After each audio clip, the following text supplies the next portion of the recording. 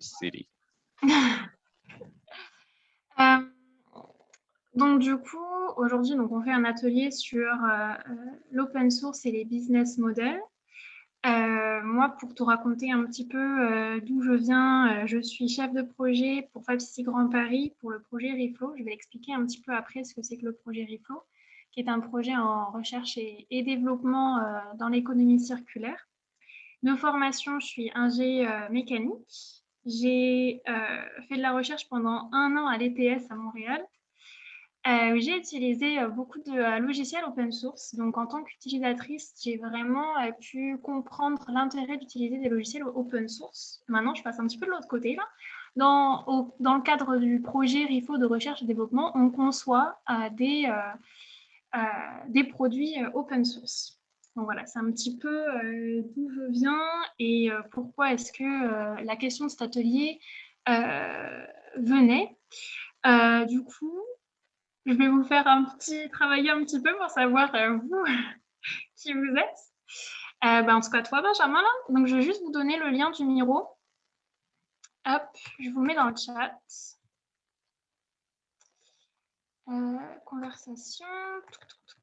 Voilà.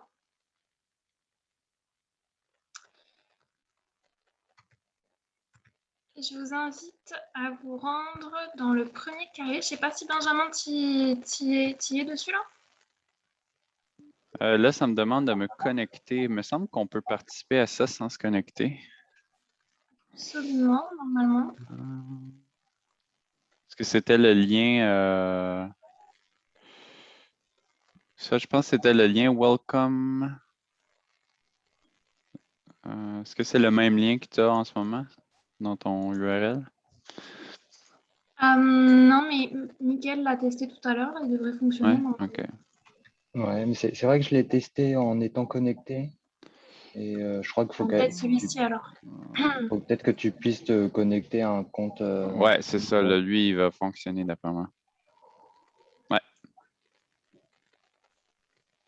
Donc, des post-it. Intérêt. C'est ça. Alors, juste dans l'encart 1, je te vois pas là, mais. Là, je suis là. Ah, j'ai-tu l'appli? View only, OK. Ah, il faut que je me connecte. OK, je vais me connecter. En fait, je vais me créer un compte.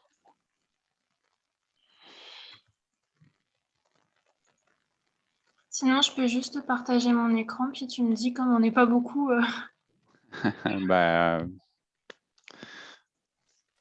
Est-ce qu'il y a, j'imagine que tu vas vouloir que je réécrive un peu partout, hein, de toute façon. Ouais, ouais.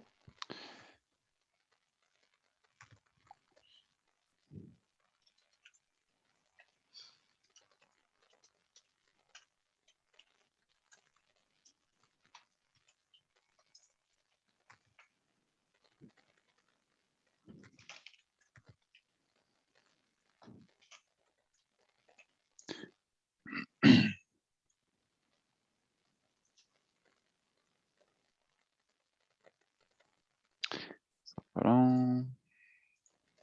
En attendant, Mickaël, tu peux le remplir si tu veux. Je vais mettre qui je suis. Allez. Vas-y.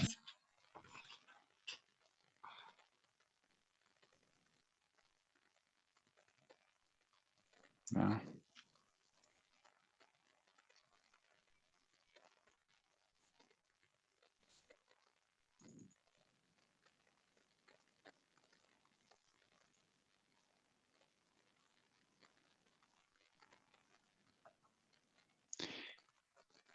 Allez. Alors, Merci, je te vois. Ouais, si tu dis. Ouais, super. donc on met le nom, intérêt à droite.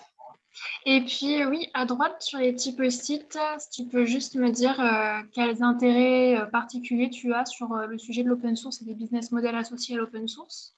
Si pas du tout, c'est tu es curieux d'en apprendre un peu plus, mais sur quoi? Plutôt du côté business model ou plutôt du côté open source? Si tu as déjà des connaissances dedans. Puis pareil pour toi, Nickel.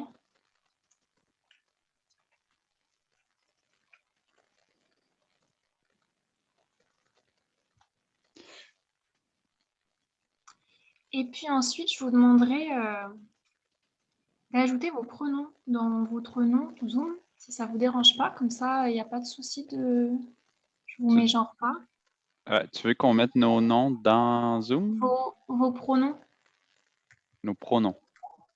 oui, pour pas vous mégenrer. Les il, si tu vas par le pronom il ou yel ou elle ou... Oui, elle. Je suis désolé, Violaine, je pourrais pas le faire, je suis sur téléphone. Pas de souci. Mais Ça moi, se je met vais le pas, faire pour ça se met toi pas à si tu jour. veux. Ah bah vas-y, Fait je que peux tu veux mettre que je il. mette Benjamin comme ça? C'est ça. OK. C'est moi qui n'ai pas à jour sur les méthodes. Euh,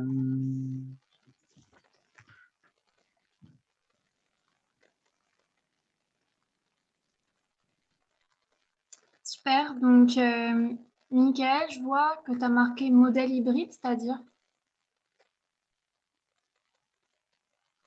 Oui, c'est. Est-ce que les exemples qui fonctionnent sont plutôt sur une certaine hybridité entre open source et tu vois et des parties qui le sont moins ou pas du tout. Ok, Euh, ok. voilà.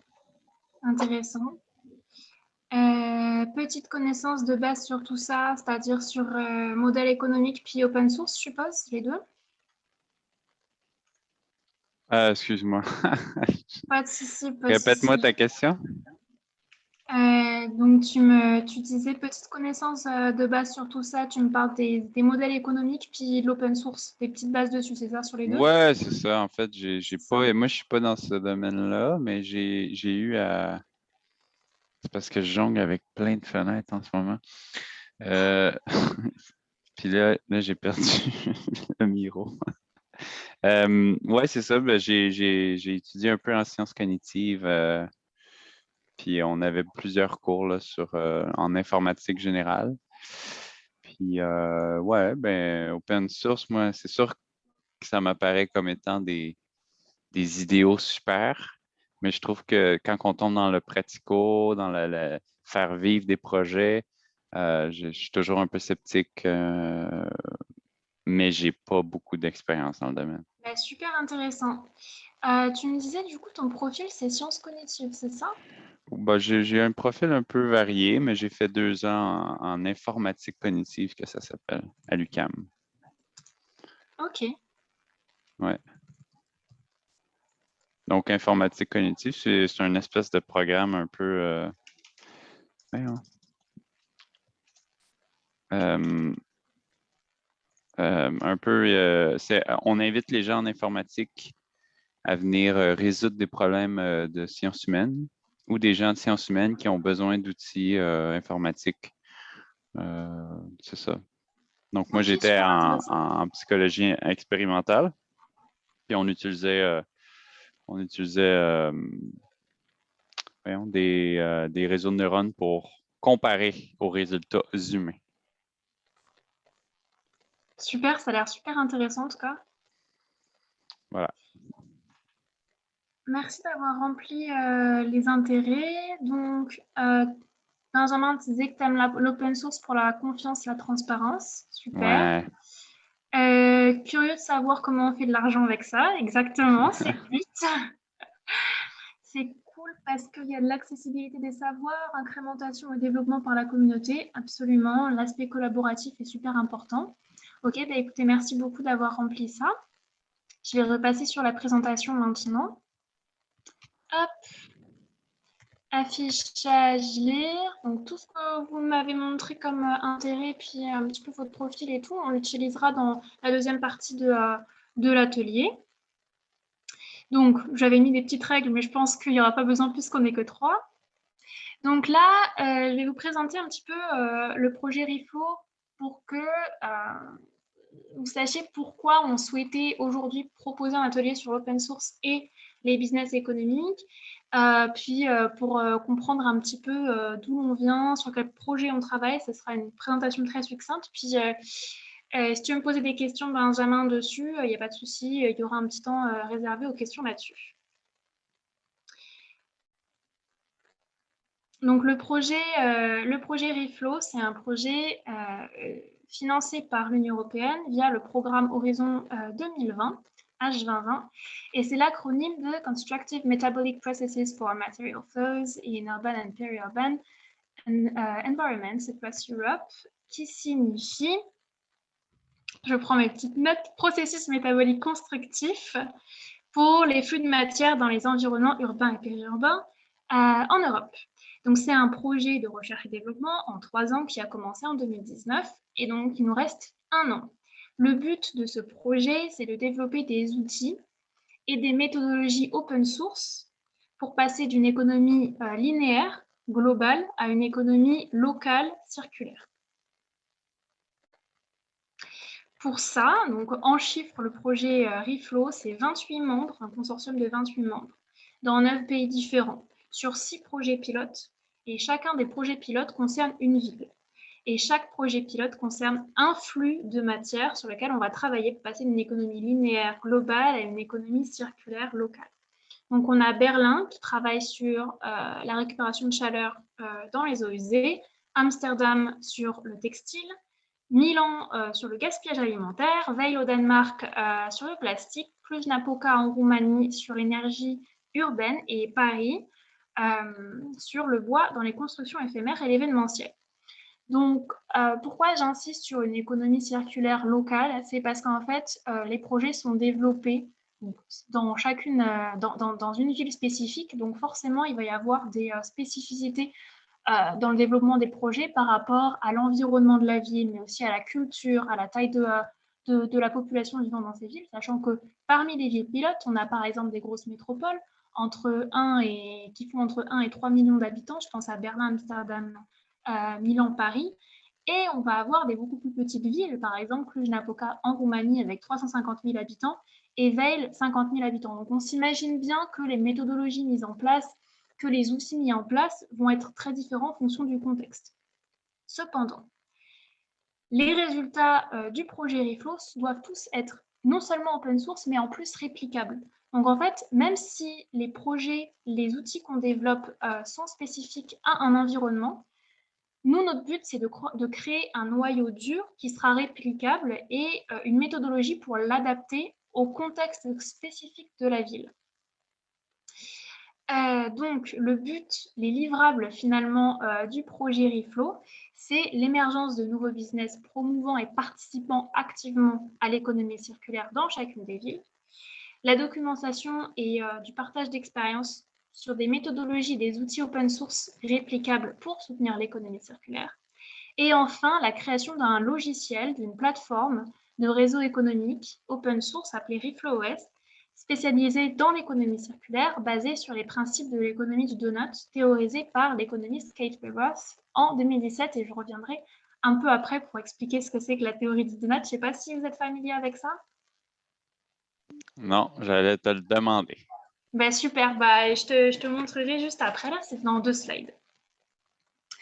Juste pour passer un petit peu plus de temps sur ReflowOS, puisqu'on en aura besoin, enfin j'aurai besoin de...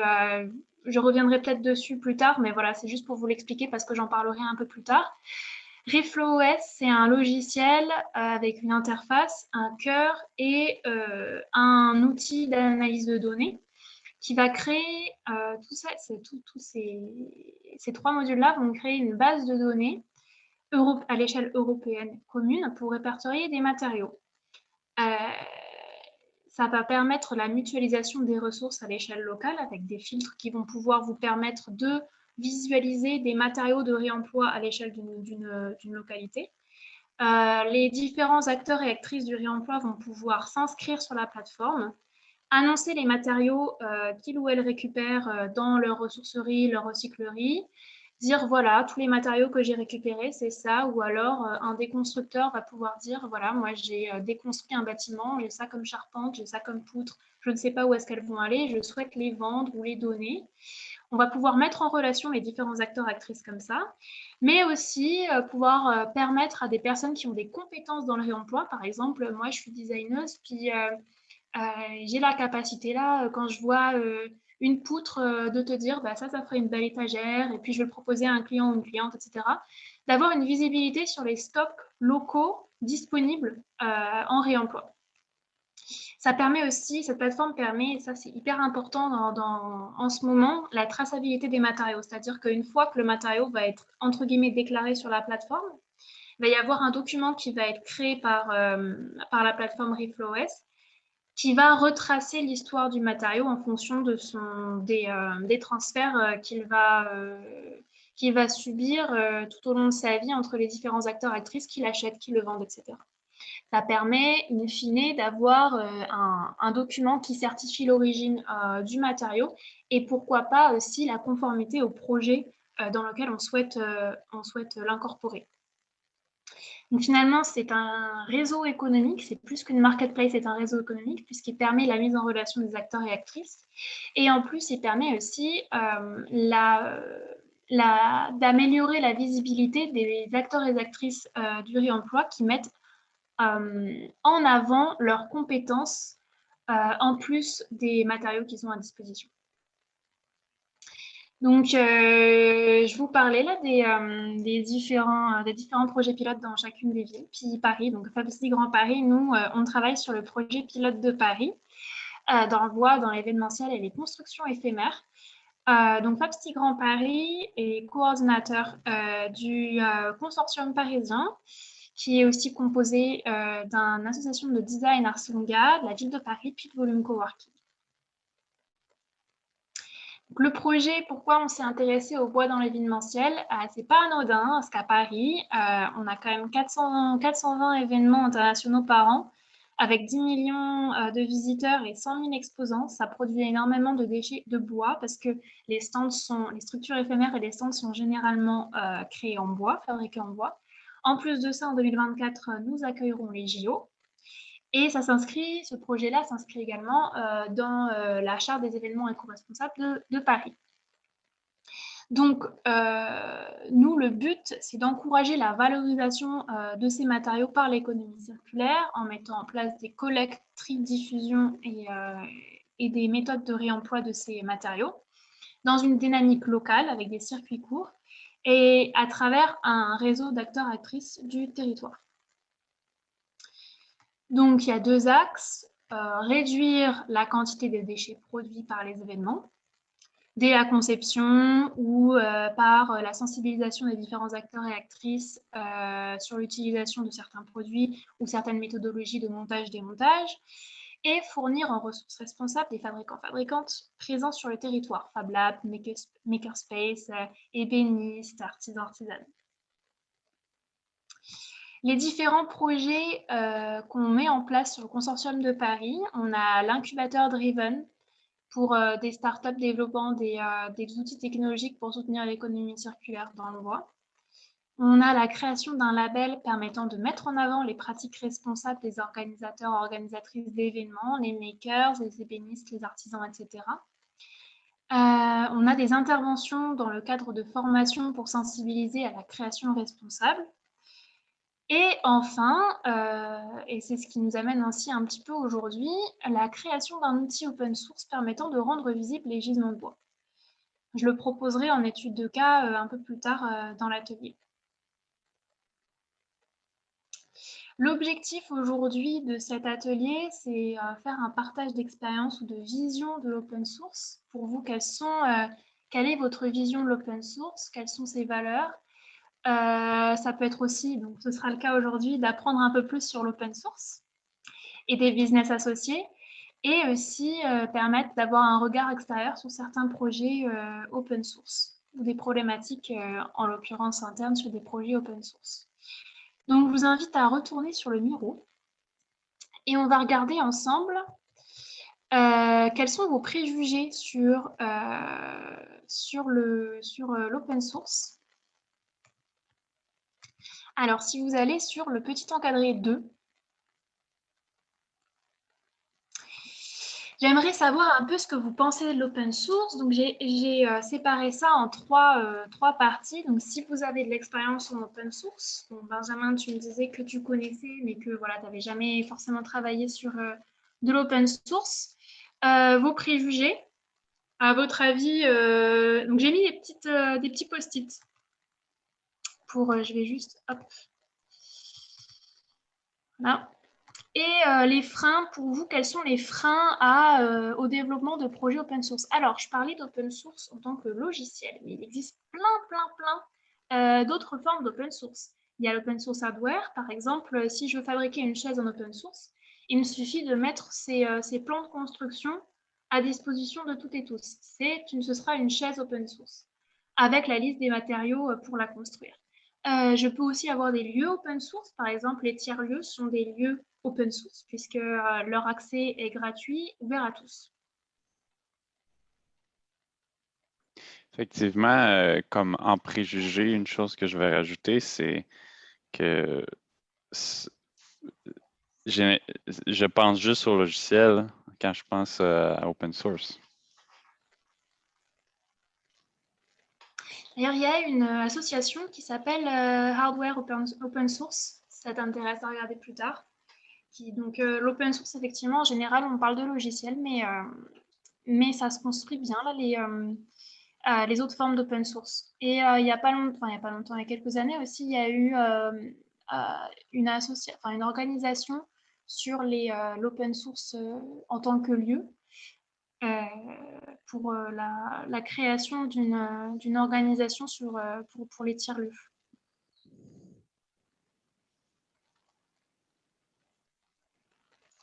Ici.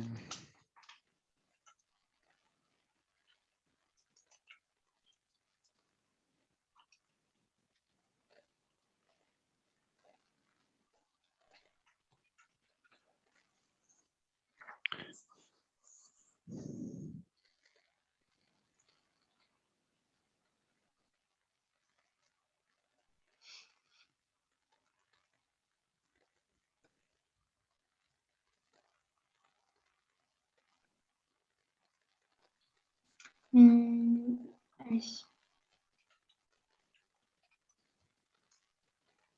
Alors, la question de la responsabilité.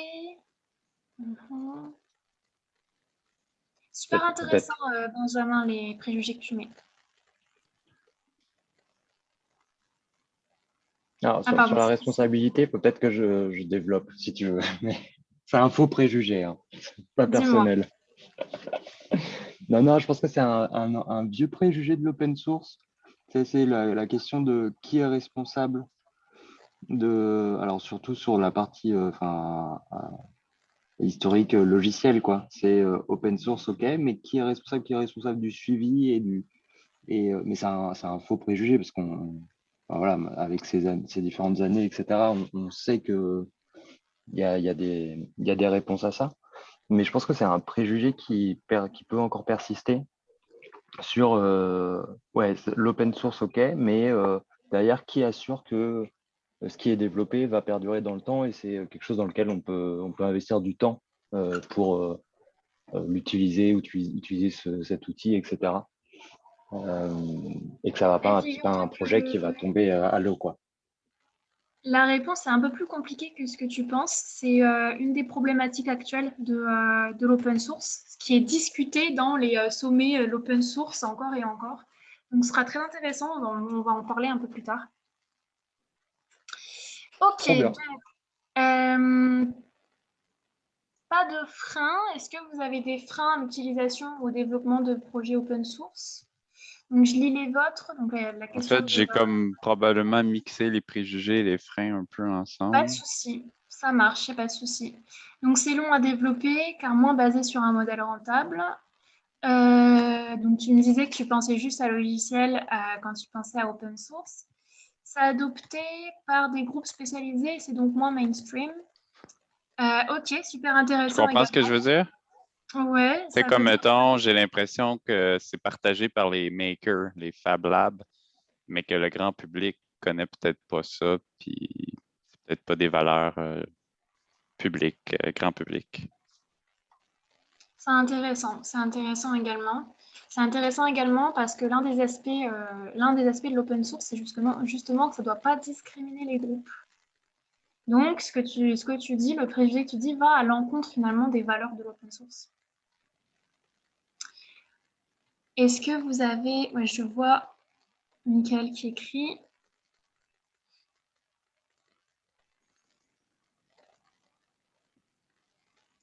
Moins user-friendly, ok, intéressant.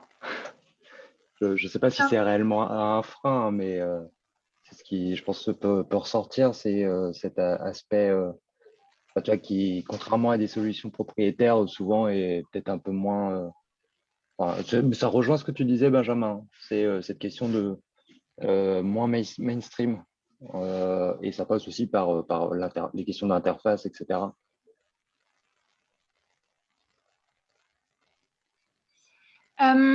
Quand tu dis moins user-friendly, tu parles de juste l'interface, mais pas de l'installation, n'est-ce pas? Ou de la Ah, compréhension des documents en disposition. c'est pas, c'est, non, t'as raison. Alors, c'était vraiment à la base sur la question de l'interface, en tout cas, oui, interface, l'utilisation. Mais c'est vrai que toute la partie installation, s'approprier les outils, la documentation, etc., ça rentre dedans aussi, carrément.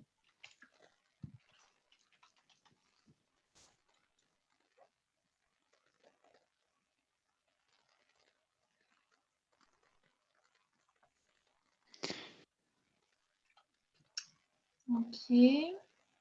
Compétition du privé. D'accord. Un autre point, c'est que je pense que le modèle nécessite dans sa, dans l'idée du open source, c'est un peu comme Wikipédia. Wikipédia va être bon si beaucoup de gens participent. Donc, ça nécessite nécessairement la mobilisation de beaucoup de gens au lieu d'une petite équipe qui travaillerait en fermé. Absolument, oui. Absolument. Ok. Je ne vois plus écrire. Est-ce que c'est tout bon pour vous? Pour le moment, oui. Ça marche. Bah, super, parce qu'on va répondre à toutes vos questions, sauf peut-être le moins user-friendly. Pour répondre à ça, on va dire que pour moi, en tout cas, l'installation des logiciels open source, pour moi, je trouve ça très complexe et que je trouve que c'est pas du tout user-friendly. Il faut être assez initié finalement pour pouvoir installer ce genre de logiciel. Et encore, ça dépend lesquels. En ce qui concerne l'interface, effectivement, il y a sûrement moins de moyens mis en place pour l'amélioration des interfaces. Si elle n'est pas esthétique, elle est quand même fonctionnelle. Et il y a des logiciels commerciaux qui sont très esthétiques et peut-être moins intuitifs. Voilà, donc je nuancerai beaucoup l'aspect moins user-friendly des interfaces, en tout cas. Bon, bah super, je vais repasser à la présentation. Ah oui, celle-ci. Je suppose que vous n'avez pas de questions a priori maintenant. Je vais passer hop, à la définition maintenant de l'open source. Donc, que ce soit hardware ou software, c'est un code ou un design ou des plans disponibles, visibles, modifiables et utilisables par toutes et tous. De ce fait, il évolue grâce aux contributions d'une communauté et les évolutions sont revues par des pairs. C'est donc un développement collaboratif et décentralisé. Donc, je pense que c'est important aussi de dire que l'open source, c'est très différent d'un business model. Ce n'est pas du tout un modèle économique, c'est un modèle de développement. C'est aussi un modèle de développement qui est en cohérence avec les valeurs de l'économie circulaire. Et c'est un modèle de développement qui est soumis à des restrictions, j'en parlais juste avant, sur le type de licence sous lequel le projet open source est diffusé. Et il y a en fait 10 points qu'un logiciel ou un design ou un hardware open source doit respecter pour être qualifié d'open source. On verra ça juste après. Donc, on revient à la théorie du donut de Kate Raworth, qui a été publiée en 2017. Donc, Kate Raworth, c'est une économiste qui a donc élaboré la théorie du donut, selon laquelle, en fait, l'espace sûr et juste pour l'humanité, pour son modèle économique et pour vivre en toute sécurité de manière pérenne, ne doit pas dépasser ce qu'on appelle le plancher social et le plafond environnemental, au-delà desquels, en fait, la croissance et l'accroissement de la population ne pourraient plus être viables et ne seraient pas pérennes. Donc, dans le plancher social, on retient pour l'open source et le lien entre open source et économie circulaire, la résilience, les emplois, l'équité sociale, l'égalité des sexes et l'éducation. Pour ce qui est du plafond environnemental, on va retenir l'économie des ressources, l'accessibilité aux ressources. Donc, ça, c'est pour la théorie du donut. Donc, si on reformule tout ça dans les valeurs d'économie circulaire, c'est la transparence, la création locale, une production décentralisée, un accès aux ressources, les aspects de solidarité et de construction collaborative et un combat de toutes les formes de discrimination. Si on fait le parallèle avec l'open source, pour la transparence, on a un code et un design ouvert, donc qui est de ce fait transparent. Ce code ou ce design ouvert est disponible n'importe où dans le monde, il est reproductible, donc forcément c'est une création locale, on peut le reproduire localement. C'est un développement collaboratif, donc on retrouve cet aspect de solidarité et de construction collaborative, et dans sa définition, il y a interdiction de toute forme de discrimination. Pour les logiciels open source, je vais juste faire un petit aparté puisque moi je vais me concentrer sur les logiciels open source dans la suite. Question comme ça. Ouais, dis-moi. Logiciel open source et logiciel libre, est-ce qu'il n'y a pas une nuance déjà entre les deux? Totalement. C'est une slide après. Quelques slides après. Je vais vous faire la différence entre logiciel libre, logiciel open source et logiciel propriétaire. Mais tu as tout à fait raison, c'est pas la même chose. Je reviendrai juste après dessus. J'aurais peut-être dû mettre la slide avant. Hein. Les logiciels open source, excuse-moi. Non, tout est beau. Tout est beau. C'est parfait si ça vient après, il n'y a pas de problème. Super. Donc, les licences des logiciels open source doivent respecter 10 points. Donc, je vais vous citer les 10 points qui sont présents sur le site de l'organisation à but non lucratif opensource.org. J'ai traduit librement de l'anglais. Donc, le premier point, libre redistribution. Donc, je vous le lis, la licence ne doit pas restreindre une partie de vendre ou de donner le logiciel en tant que composant d'une distribution de logiciels agrégés contenant des programmes provenant de plusieurs sources différentes. La licence n'exige pas de redevance et d'autres frais pour une telle vente.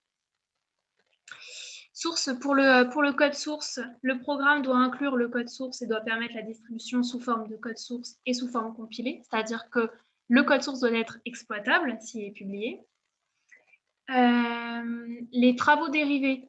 La licence doit autoriser la modification et les travaux dérivés et permettre leur distribution selon les mêmes termes que la licence du logiciel original. Parce que si on publie un logiciel open source puis qu'on ne peut pas modifier le code, là, ça n'a pas d'intérêt. On doit pouvoir réécrire dessus, on doit pouvoir le modifier, l'améliorer, pour pouvoir contribuer à développer un projet collaboratif. L'intégrité du code source de l'auteur-l'autrice.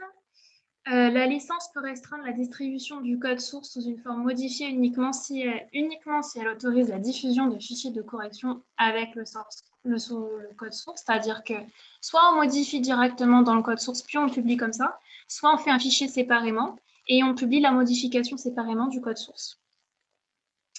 Interdiction de discrimination envers un groupe ou une personne.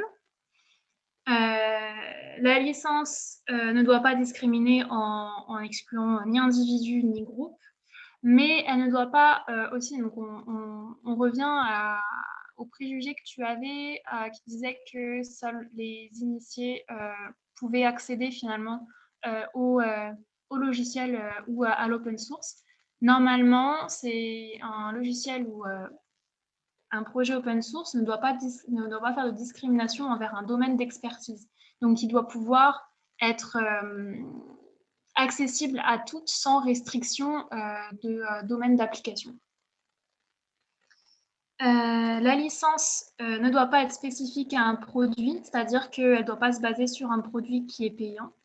La licence ne doit pas restreindre d'autres logiciels, c'est-à-dire qu'en utilisant un logiciel, ça ne doit pas restreindre l'utilisation d'autres logiciels. Et la licence ne doit pas être spécifique à une technologie, c'est-à-dire qu'on n'est pas obligé d'acheter une technologie, par exemple, vendue par l'entreprise pour utiliser ce logiciel gratuit.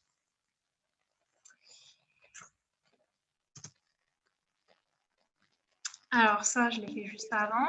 Je vais vous présenter les... Mais donc, est-ce que ça veut dire, et je pense que oui, qu'un logiciel libre n'empêche pas l'utilisation du code à des fins commerciales par la suite?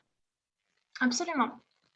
Par contre, en fait, le logiciel libre qui est donc publié en copyleft t'oblige à publier également, quand tu réutilises le logiciel, tu dois le republier sous les mêmes conditions en copyleft, si je te dis pas de bêtises. En fait, ça dépend en copyleft. Je pense qu'il y a différentes modalités.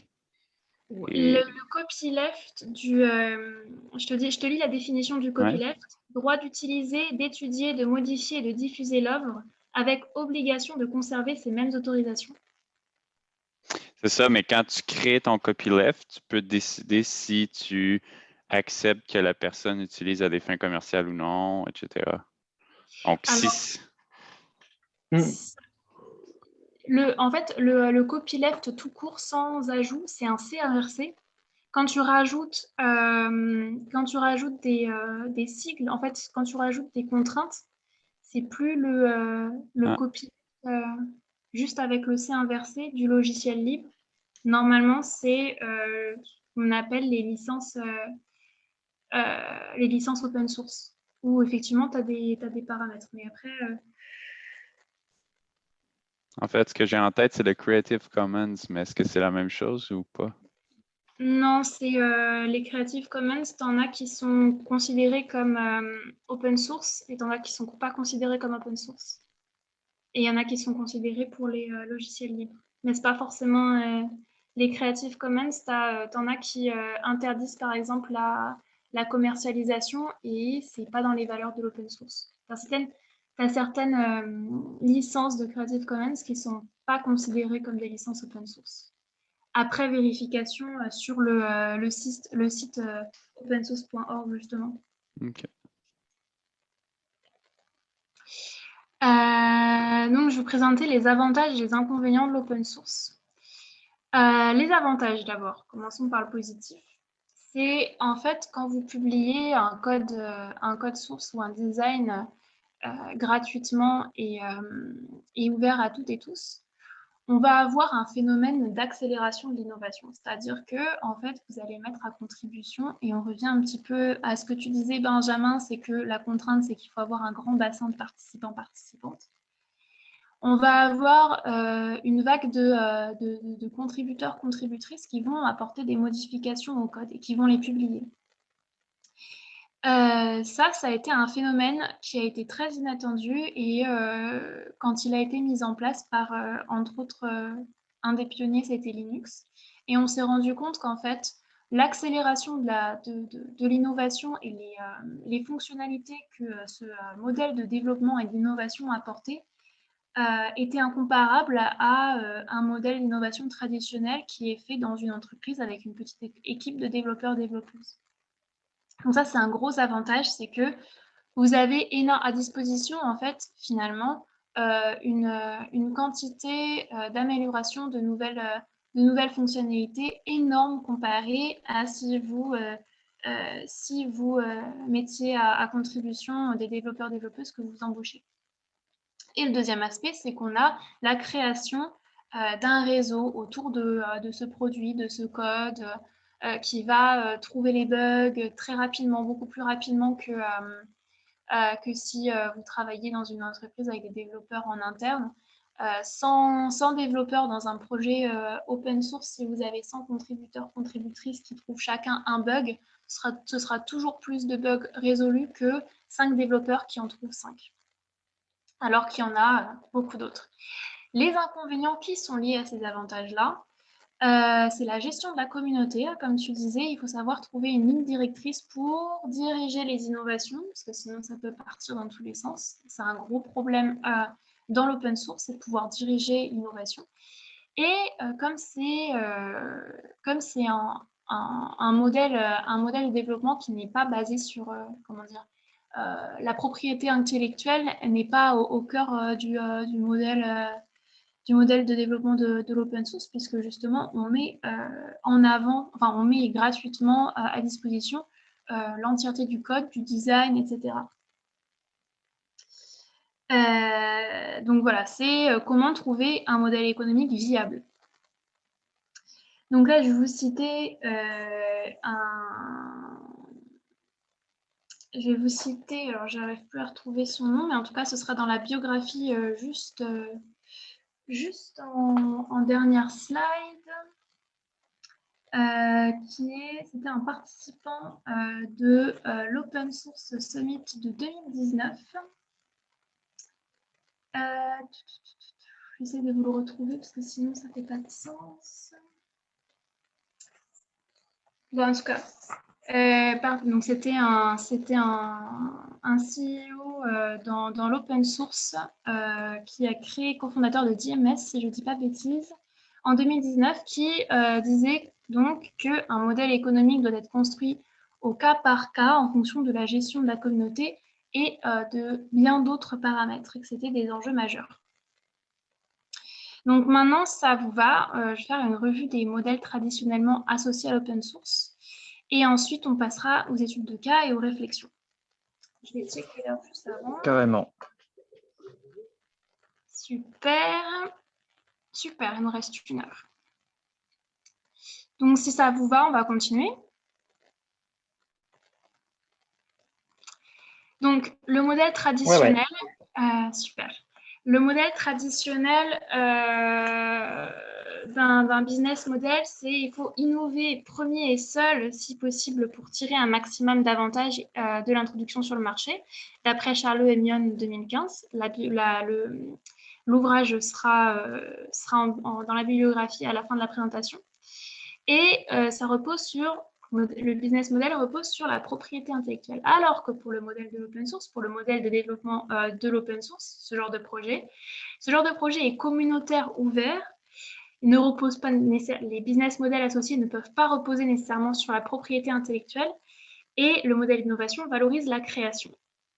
C'est l'aspect communautaire et l'ouverture qui posent des problèmes respectivement de gouvernance, comme je vous disais, comment diriger l'innovation, et de captation de valeurs marchandes dans la création d'un modèle économique.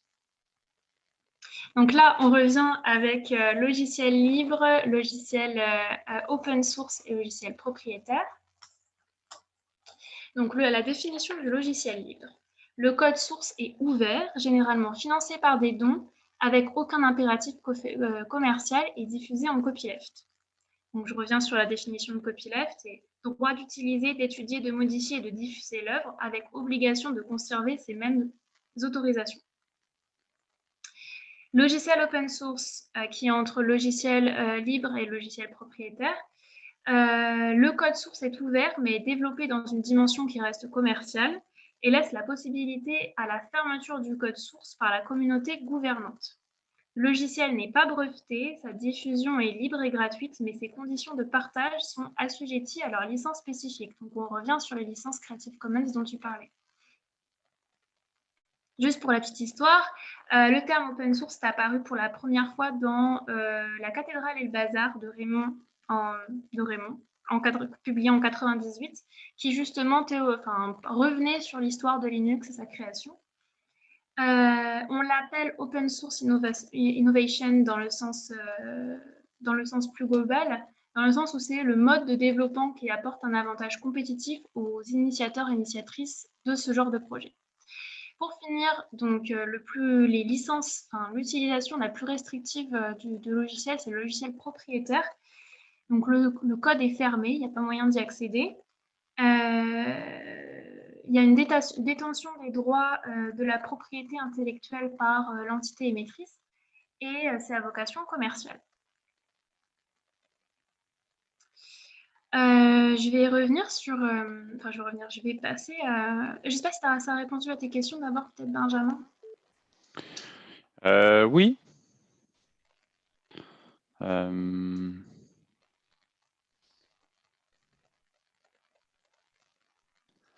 Dans le fond, ouais, l'idée du continuum est intéressante. Ça clarifie beaucoup l'idée.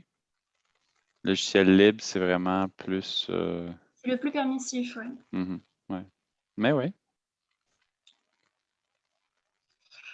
Alors là, je vais vous exposer, donc c'est les slides qui vont venir, les tableaux qui vont venir proviennent du papier de Charlot et Mion publié en 2015 dans Open Source Innovation et le business model dédié, les cas des logiciels open source. Donc c'est spécifique au logiciel open source et associé aux informations qu'on retrouve dans le papier de Raymond publié en 1998 dans la cathédrale et le bazar. Et donc, en fait, Charlot et Mion ont recensé 350 logiciels open source et ont étudié leur business model pour en dégager les, les principaux, les principaux paramètres et les principales caractéristiques des business models associés au projet open source.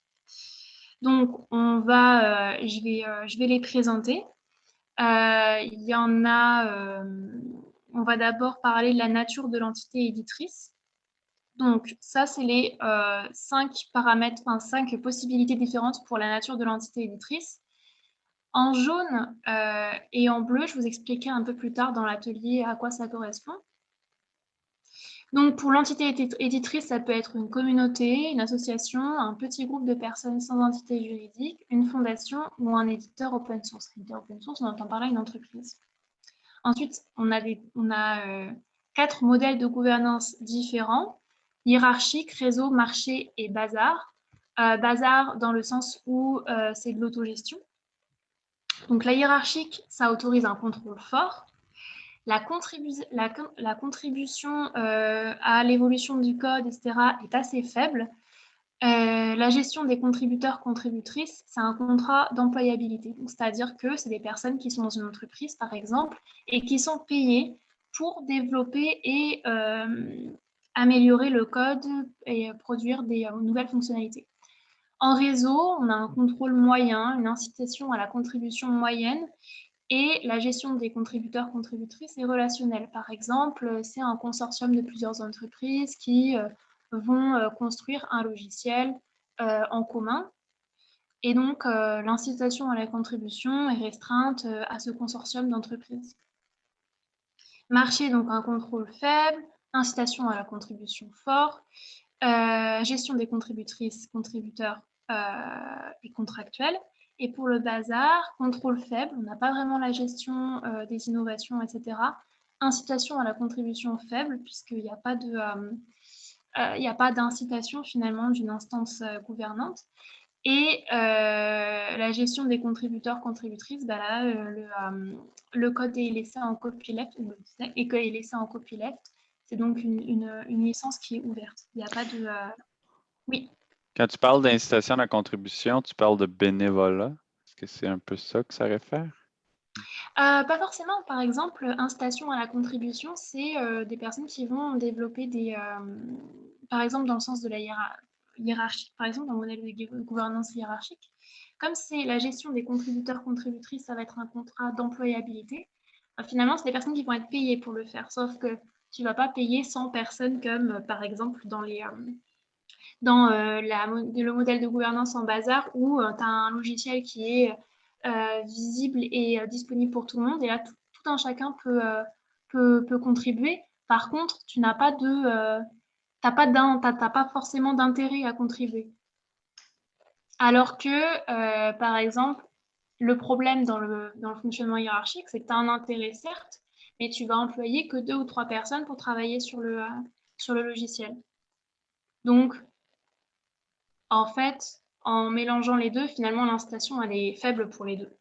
Parce que d'un côté, tu as beaucoup de personnes disponibles, mais tu n'as pas d'intérêt spécifique à le faire. Et de l'autre côté, tu as, des moyens financiers pour le faire, mais tu n'as pas des moyens financiers pour financer beaucoup de personnes pour contribuer. Est-ce que j'ai répondu à ta question? Oui. Ok. Ensuite, on a l'organisation de l'écosystème, marché communautaire, la nature du code, ouvert, fermé, propriété du code en copyright ou en copyleft, modèle d'innovation en cathédrale, donc c'est-à-dire avec une hiérarchie forte, licence entreprise et code fermé en général, ou en bazar. Source de revenus. Donc on a soit des dons, du sponsoring sous forme de services, on vend des services associés au logiciel, ou une licence entreprise, on vend la licence pour l'utilisation du logiciel. S'en dégage de ce benchmark, de cette revue des logiciels et de leur business model associé, de modèles économiques principaux associés au logiciel open source. On a l'open core d'un côté et celui basé sur les services de l'autre côté. En général, ce qui s'en dégage, c'est que l'open core est initié par une entreprise privée avec une gouvernance qui est basée à la fois sur un réseau et une hiérarchie. Et là, on revient à ton commentaire, Michael, sur les modèles hybrides, donc où il y a un modèle où il y a un code en copyright qui est émis et un code en copyleft qui est émis. C'est exactement ce que propose l'open core. Donc, on a la gouvernance à la fois un réseau qui est associé au code qui est laissé en copyleft et hiérarchie avec le code qui est laissé en copyright. L'organisation de l'écosystème, c'est un marché et communautaire. 2 versions du code sont diffusées, un ouvert en licence open source ou en copyleft, voilà, et un fermé en copyright. Modèle d'innovation bazar pour celui qui est en open source ou en copyleft et en cathédrale pour celui qui est fermé en copyright. La source de revenus se base sur la vente de services pour le projet en open source et la vente de licences et de services pour le produit en copyright. Alors vous allez me dire quel est l'intérêt d'avoir un même logiciel en copyleft et en copyright. En fait, vous allez avoir une accélération d'innovation grâce au projet open source et avec une licence open source ou une licence copyleft. Et vous allez pouvoir reprendre les idées qui sont développées pour l'open source, les reprendre et les rendre plus robustes et plus stables pour votre version payante. Et donc, ce que vous vendrez dans votre logiciel payant, c'est une version beaucoup plus stable de votre logiciel avec des fonctionnalités avec un code beaucoup plus robuste. En ce qui concerne le modèle économique basé sur les services, en général, c'est initié par des fondations avec une gouvernance basée en réseau. Alors, le réseau, ce n'est pas le même, du coup, c'est en fait un réseau d'entités qui décident ensemble de construire un logiciel open source pour diverses problématiques qu'elles ont en commun. L'organisation de l'écosystème, c'est à la fois un marché communautaire, le code est ouvert. Le modèle d'innovation, c'est à la fois en bazar et en cathédrale. La source de revenus se base sur la vente de services et le sponsoring.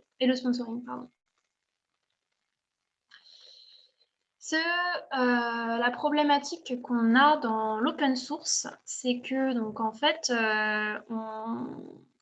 on se base sur la bonne intention. En fait, on va se baser sur la bonne intention des utilisateurs et des utilisatrices qu'on va autoriser à utiliser. On va les autoriser à utiliser le code et on va s'attendre en retour à ce qu'elles contribuent au développement du code. Ça, c'est ce qu'on appelle, en tout cas, Dreisbiter appelle les makers. Il appelle les takers, les personnes qui vont prendre le code, l'utiliser, mais jamais contribuer en retour à la communauté par le développement de nouvelles fonctionnalités, etc. Donc voilà, pour revenir, du coup, c'était bien Dreisbiter, et en fait, il est fondateur de CMS Drupal. Là d'où je tire mes informations, c'est des billets qu'il a publiés sous le titre de A Cure for Unfair Competition in Open Source. Donc en fait, le problème se pose sur la relation, le type de relation qu'on va bâtir avec les utilisateurs, utilisatrices. Est-ce qu'elle va être bilatérale? Est-ce qu'on va donner et recevoir en échange? Ou est-ce qu'elle va être unilatérale, c'est-à-dire qu'on va donner mais on ne va rien recevoir en échange? Et dans ce cas-là, on est très perdant parce que le but quand même de mettre à disposition un logiciel open source, c'est qu'il vive grâce à la communauté. Et donc, Dries Buytaert conclut ces billets par le besoin d'expérimentation et d'émergence de nouvelles formes de gouvernance, de systèmes de coordination et d'innovation sur les licences et de modèles de récompense qui prémuniraient les logiciels open source des takers. Donc, pourquoi un besoin d'expérimentation et d'émergence de nouvelles formes de gouvernance? Pour éviter le chaos, pour éviter justement que les innovations partent un petit peu dans tous les sens, sans ligne directrice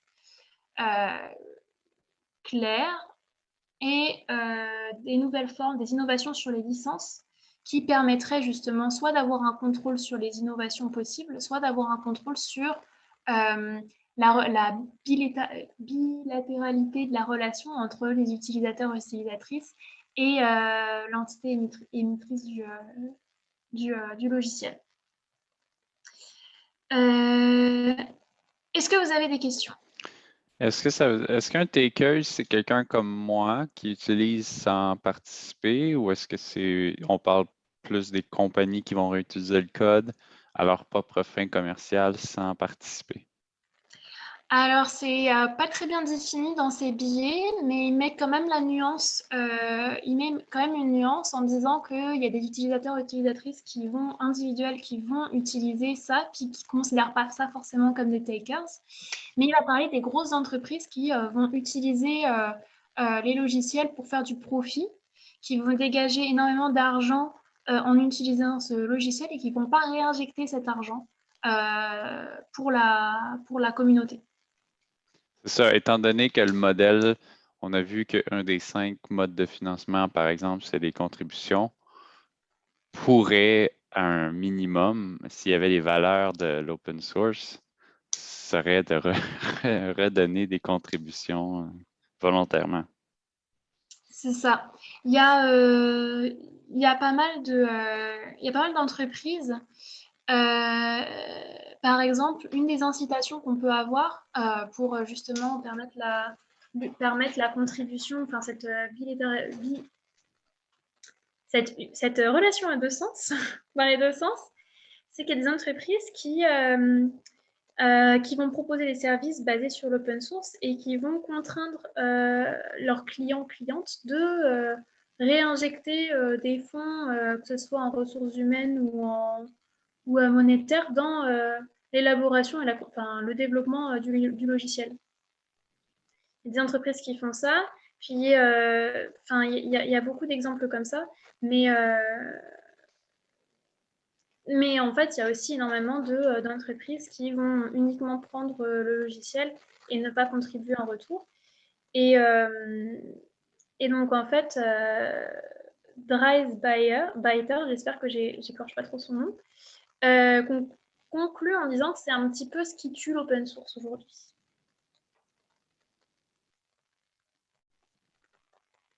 Il imagine par exemple un système de récompense qui pourrait... voilà, il y a une grosse polémique autour de ça parce que ça va un petit peu à l'encontre des valeurs de l'open source. Ce serait de contraindre les utilisateurs et utilisatrices à s'inscrire sur une plateforme avec une charte éthique où ils s'engagent à contribuer en retour au développement du logiciel. Par exemple, par des retours utilisateurs-utilisatrices, participation au forum, etc., suggestion de nouvelles fonctionnalités, etc. Mais comme on a une partie où normalement on n'est pas censé contraindre l'utilisation du logiciel par une certaine partie de la population, ça pose problème dans le cadre de l'open source. Mais voilà, il pose quand même le problème en disant que peut-être ce serait intéressant d'imaginer un système de pénalité de récompense pour les personnes qui contribuent et celles qui ne contribuent pas. Et pour pouvoir organiser ça, il faut qu'il y ait une plateforme d'inscription pour qu'on puisse effectivement identifier les personnes qui le téléchargent et qui ne redonnent pas en retour. Est-ce que ça répond à ta question? Oui, tout à fait. C'est des discussions qui sont encore actuelles, j'imagine. Absolument, mais c'était sur, il les a publiés en 2019, là, ces billets. Donc effectivement, c'était au dernier Open Source Summit. Alors, maintenant, on va repasser sur le Miro, s'il vous plaît. Alors, du coup, hop, partager. Et donc je ne sais pas si vous avez des idées de projets open source. J'aimerais ça qu'on travaille sur des idées. Alors, moi, j'ai un projet en construction à vous proposer en étude de cas, mais j'aimerais ça qu'on ait un peu plus de différentes idées, même si des idées que vous n'êtes pas en train de développer, mais des idées un peu en vrac qui seraient sympas de développer ou pour avoir une idée de comment ça se passe, comment ça se déroule, la construction d'un modèle économique sur un projet open source. Parce que ce qui est important d'avoir en tête quand on construit un business model, un modèle économique associé à un modèle de développement open source, c'est qu'on ne doit pas faire du profit en dépit du fait que le projet soit open source, mais c'est bien grâce au mode de développement open source qu'on doit faire du profit. Et ça, c'est un peu plus compliqué. Enfin, c'est un peu plus compliqué. Faut bien dans le bon état d'esprit dans cet état d'esprit, voilà, finalement, pour construire son business model à partir d'un modèle de développement en open source. Donc voilà, je ne sais pas si vous êtes au même endroit que moi, c'est sur le 3. Oui, ouais. Voilà, si vous avez des idées, alors je vous ai mis des petits exemples là. Donc, on peut avoir des ateliers, des lieux, des recettes, des méthodologies ou des protocoles. Hop. Des protocoles, des plans de fabrication, du design. En fait, il y a beaucoup de choses qui peuvent être en open source. À peu près tout ce que vous pouvez imaginer, vous pouvez l'imaginer en open source.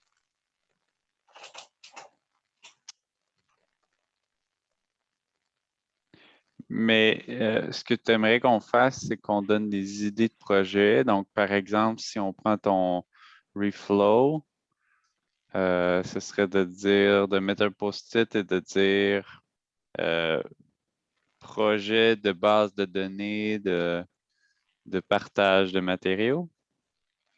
En fait, dans le sens où j'aimerais savoir, par exemple, toi, tu travailles, as travaillé dans l'informatique et l'éthique cognitive, les sciences cognitives, excuse-moi, je me suis appris très bien. Informatique cognitive, pardon.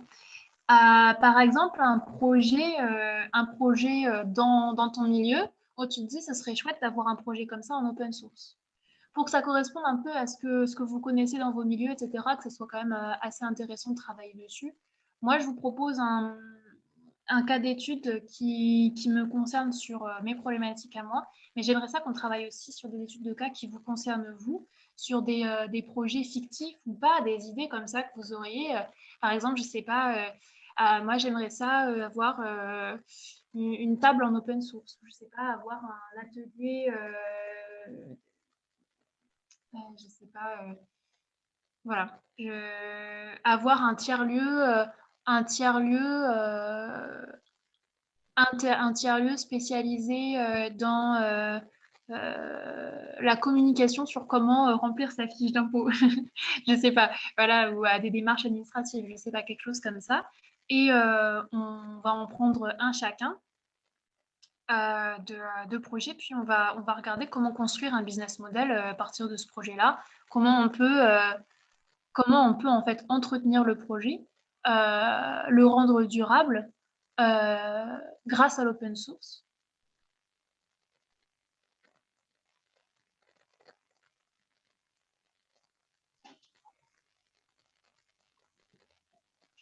Violaine, je suis désolé. Il va falloir Dis-moi. que j'aille assister Vincent sur son talk. Il commence C'est pas de souci. dans 5 minutes. Hein. Ça à 5 Ok, heures ça et marche. je vais devoir m'occuper des slides.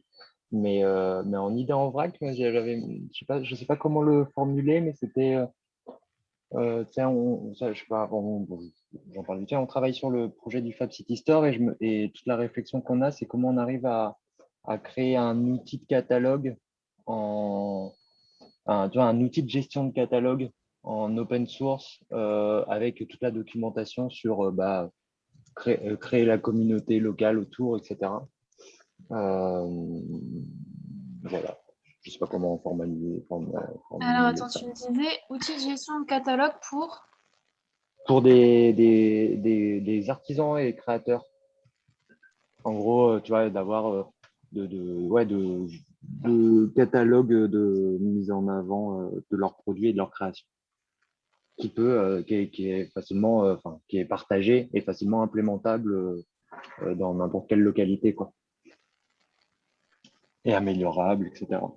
Voilà, en idée en vrac. D'accord, donc juste l'outil de gestion.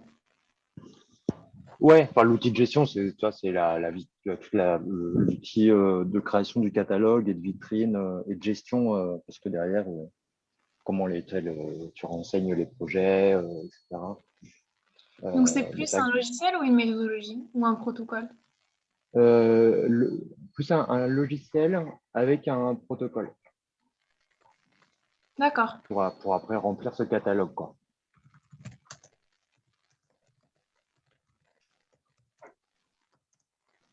ok, ça marche. Benjamin, est-ce que tu as des idées? Ouais, moi, je suis comme pris un peu avec l'idée on dirait que ce qui me vient à l'esprit, c'est pas tant le développement du code, plus que de développer un logiciel quelconque qui, lui, va être utilisé par une communauté. Et c'est ce que les gens vont... un peu comme un wiki. Donc, c'est ça qui me vient en tête. Donc, le input de l'utilisateur qui est précieux, qui va permettre à l'outil de devenir intéressant. Mais je ne suis pas sûr que ça rentre dans ça. Si, c'est à peu près comme WordPress en fait. Comme, WordPress, WordPress. Oui, Wikipédia, WordPress, ça fonctionne, ouais. C'est dans, l'utilisation qui est open source. c'est comme, par exemple, moi, ce que je fais là, chez Communautique, je donne des cours en informatique de base. Donc, à toutes sortes de personnes qui n'ont pas d'expérience. Mais donc, moi, ce qui me vient en tête, c'est pas le développement, c'est ça, du code, c'est de créer une plateforme. Elle peut être en open source ou pas. Mais après ça, c'est que la plateforme, les gens peuvent venir ajouter des exercices donc ils peuvent venir consulter les exercices que les gens auraient créés, puis en rajouter, et donc ça devient une bibliothèque. Euh, ouais, c'est là que le mot collaboration open source vient se placer dans ma tête, là. Oui, super. Je l'ai ajouté sous forme de plateforme participative. Mhm. Sinon, comme tel, c'est pas instinctif pour moi, le projet open source. Qu'est-ce que c'est?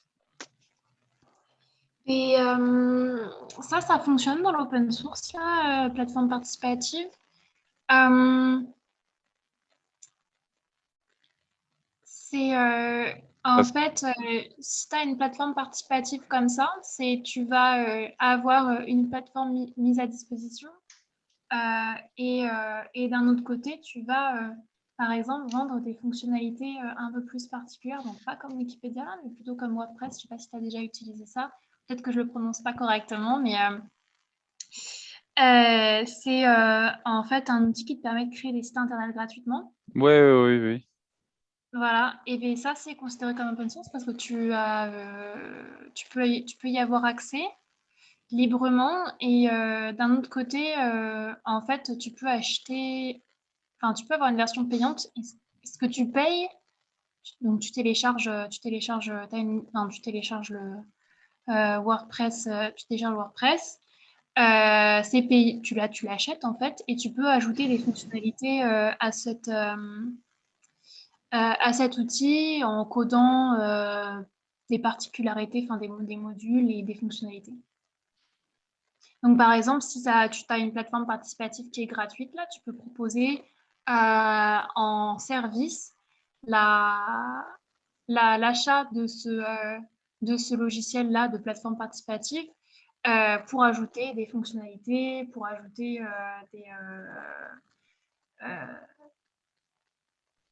des fonctionnalités dans ton logiciel.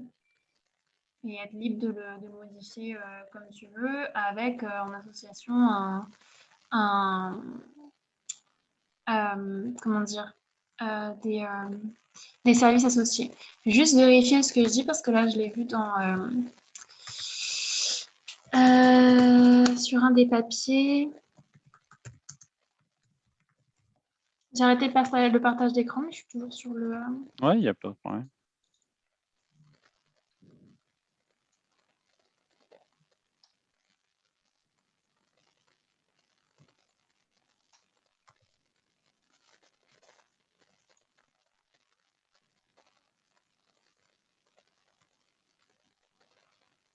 Oui, donc c'est bien ça. WordPress est bien défini comme un logiciel open source.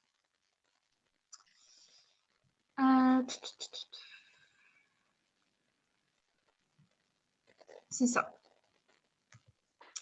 Je voulais pas dire de bêtises là. Ok, super. Mais, écoute, je te propose qu'on commence avec ton idée. On va passer sur la partie 4 du tableau. J'ai mis un exemple sur l'étude de cas que je propose. Là, c'était juste pour planter le décor, puis t'expliquer comment on va construire le business model. Mais pour l'étude de cas, la construction, on fera avec ton idée en premier. Oui, je repartage mon écran.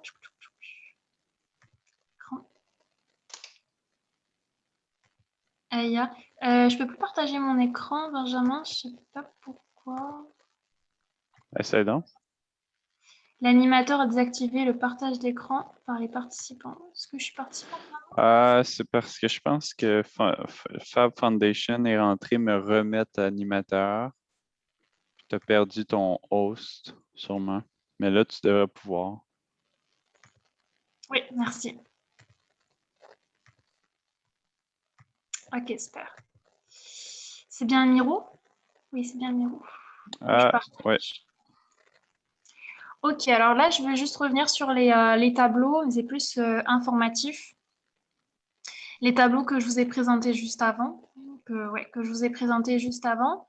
Donc, en fait, j'ai repris avec le code couleur. Je ne sais pas si tu es daltonien ou pas. Non. Non, ok, super, j'avais peur. Parce que du coup, ça va être un peu compliqué.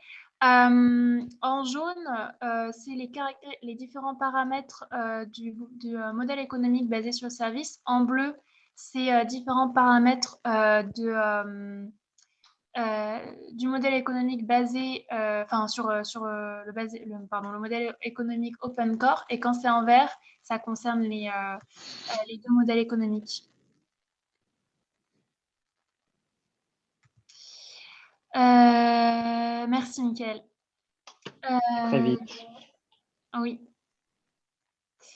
Alors, maintenant, je vais passer sur l'Open Platform Design Flowchart qui a été créé par Lars Zimmermann et donc du coup que je me permets d'utiliser puisque ça c'est conforme à la licence qu'elle est soumise et qui provient de la plateforme, du site internet Open Source Circular Economy Days. En fait, c'est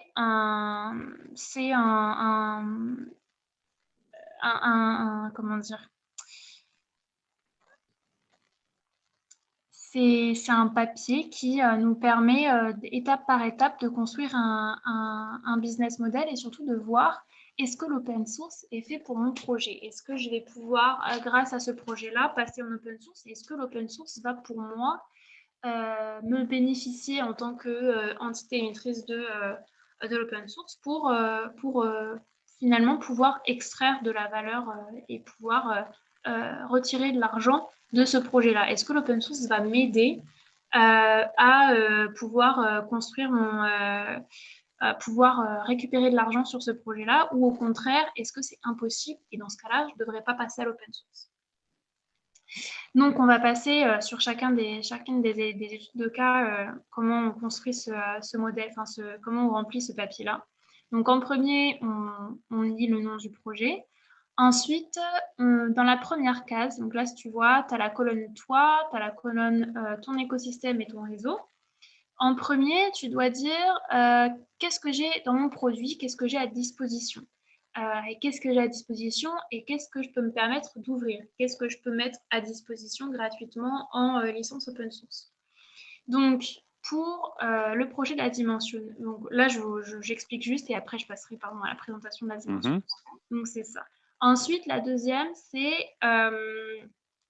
qu'est-ce que ça va produire, qu'est-ce que le fait de mettre certains aspects de ton produit en open source va, comment dire, attirer certains acteurs et actrices spécifiques. Et ce sera spécifique à l'ouverture de ces aspects de ton produit en open source qui vont attirer ces acteurs et actrices-là.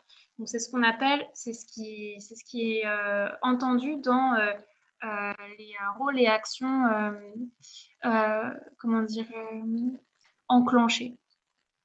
Ensuite, quand on revient donc, dans la colonne « Vous », quel bénéfice tu retires de ces différents acteurs que tu as attirés grâce à l'open source? Ensuite, quels sont les bénéfices pour ton réseau d'utiliser ton produit open source? Ensuite, on va passer au flux échangé. Quels vont être les moyens d'échange de tes flux? C'est-à-dire que par quel moyen tu vas faire connaître ton produit et tu vas rendre disponible ton produit. Et ensuite, comment tu vas extraire de la valeur, comment tu vas faire du bénéfice sur ce produit open source. Voilà, donc je te propose de commencer par ton idée. Je vais copier-coller le post-it ici. Hop.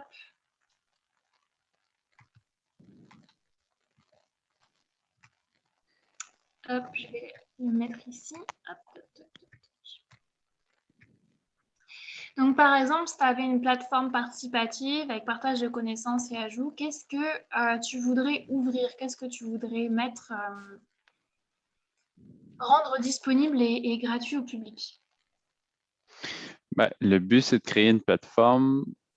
Dans le fond, le rêve en arrière, c'est de créer l'endroit où les gens peuvent venir pour apprendre sur les bases. On s'en tient aux bases, là, mais l'informatique. Donc, c'est une plateforme d'apprentissage. Ouais, c'est ça que, ouais, c'est ça. Les connaissances.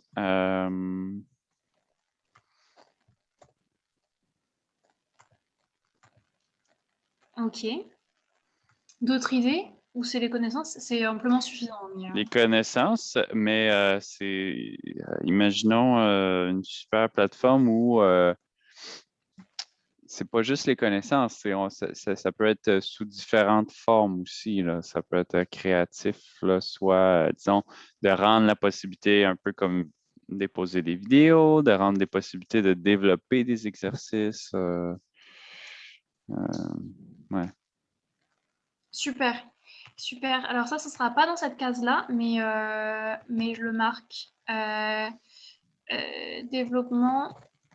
Développement de cours, ajout de connaissances. Ouais, C'est ouais, ça? ouais. Ok, je laisse de côté pour l'instant. Hop.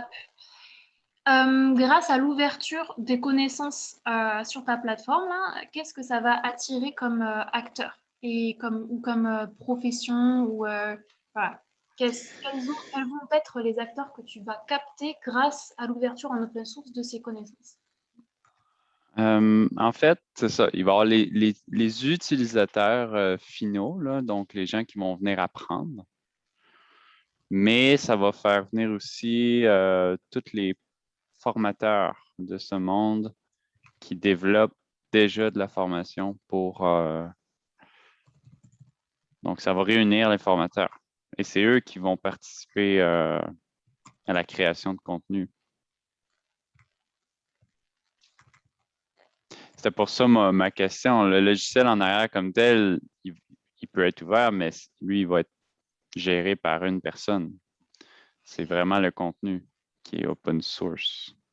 Bah oui, c'est très bien. On n'a pas besoin d'avoir un logiciel open source pour faire de l'open source. Là, c'est des connaissances. Les connaissances peuvent être en open source. C'est totalement Mhm. considéré comme de l'open source, pas de souci. Hop, donc super. En fait, tu as déjà donné les bénéfices que toi, tu peux en retirer de ces acteurs, actrices. Donc, tu vas avoir contribution à la communauté Mhm. et développement de cours et d'ajout de connaissances et ajout de connaissances. Mais je pense aussi que tu peux rajouter création de réseau, parce qu'en fait, entre les apprenants, Ouais. les apprenantes et les experts, tu vas faire le rôle de création de réseau et de lien entre ces différents... En fait, les novices, finalement, et les experts. Est-ce que tu vois d'autres bénéfices que toi, tu peux en retirer?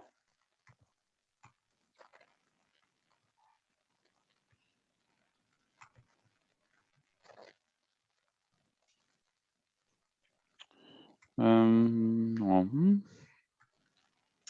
Alors, eux, quel est l'intérêt de faire un partage de connaissances et quel est l'intérêt d'y contribuer pour eux? Ou elles? Ben, c'est l'idée de participer à cette plateforme-là, ça rendrait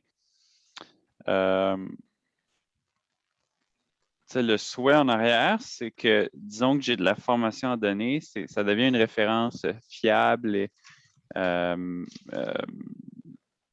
euh, puissante. Là, développement d'un outil transférable, connu.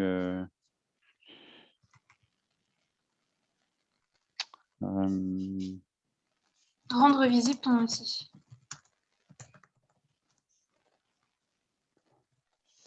Alors, je Ok. ne suis pas sûr de comprendre la différence entre You-Benefit et de Network. De Network, OK. Fait que Parce que tu me dis depuis tout les à l'heure, c'est les bénéfices bénéfices, que toi t'en retires. En fait, ouais, mais en même temps, allez, c'est de créer cet outil-là pour les autres. Ouais, c'est faciliter la vie de tous les autres formateurs et de tous les autres apprenants. ça, voilà, ça c'est l'autre côté, c'est faciliter l'accès à l'information, ça c'est pour les apprenants. Et qu'est-ce que les experts en retirent? Ben, ils en retirent de la préparation, de formation, des références fiables. Tu n'es pas obligé de toujours repartir de zéro pour présenter des choses. Le faire en informatique, en formation, mais en formation informatique surtout, c'est que là, par exemple, quand Windows 11 va sortir, toutes les formations Windows 10 ne marcheront plus. Fait que après ça, ça va être intéressant si on peut se retrouver sur une plateforme pour partager ce que l'un et l'autre faisons. Ok, super. Donc je mets des petites flèches comme ça. Hop, ça va vite devenir incompréhensible, mais comme ça, tu vois bien les... Ouais, qui participe aux bénéfices reçus. Hop, ah non. Eux, ils bénéficient pas forcément. Ben, pour eux, c'est vraiment juste faciliter l'accès à l'information. C'est ça. Puis, faciliter l'accès à l'information, ouais, c'est ça. En fait, toi, c'est surtout les experts et les formateurs, formatrices qui vont t'apporter des bénéfices parce qu'ils vont rendre, bah, comme tu disais, stable l'outil, c'est-à-dire pardon, les connaissances vont... Ah, zut. Les connaissances vont être beaucoup plus fiables si elles sont revues par plusieurs personnes. Ouais.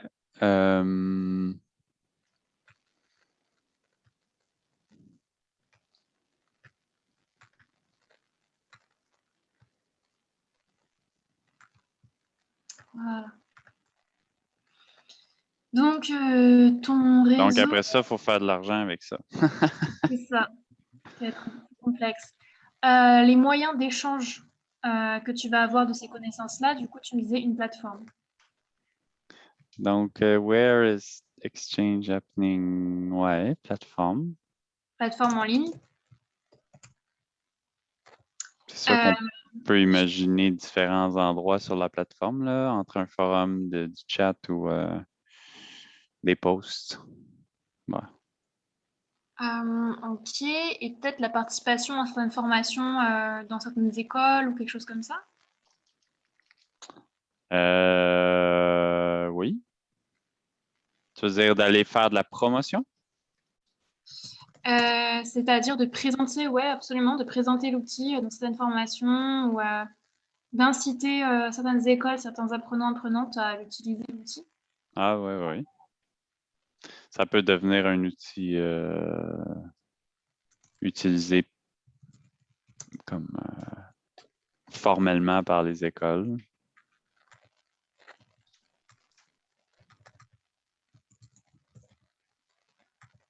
Et après, la question à 10 000 $, comment est-ce qu'on fait de l'argent dessus?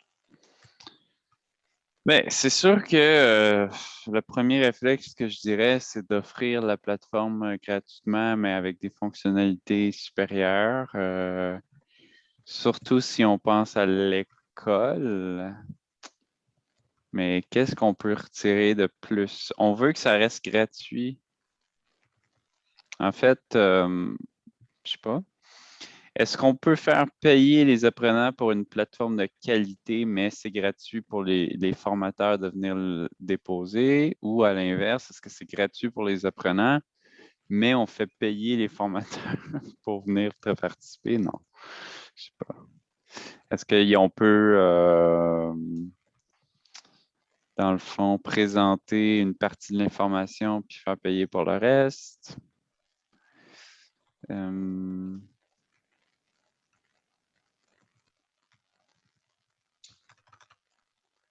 peut faire de la pub. Effectivement.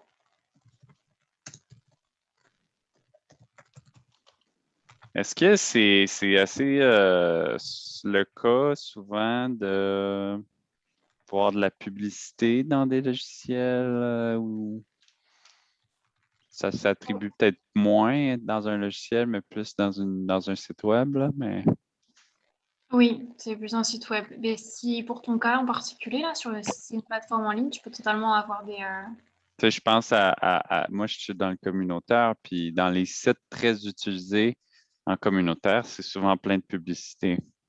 Ouais, effectivement. Bah, c'est ça, c'est quand tu peux pas payer l'entrée à certains sites, le seul moyen pour eux qu'ils ont de se rémunérer pour nourrir le site, là, c'est les publicités. Puis là, souvent, de plus en plus, je trouve, tu as t'as des petites fenêtres qui pop-up et qui disent soit vous abonnez, soit on va vous montrer des publicités, donnez votre consentement, etc. Ouais, c'est ça, c'est ça. En fait, c'est ça. Tu sais, le modèle qui vient en tête, c'est de dire, bon, ben, venez utiliser notre plateforme, elle est gratuite, mais si vous voulez une expérience moins de pub, à la Duolingo, là.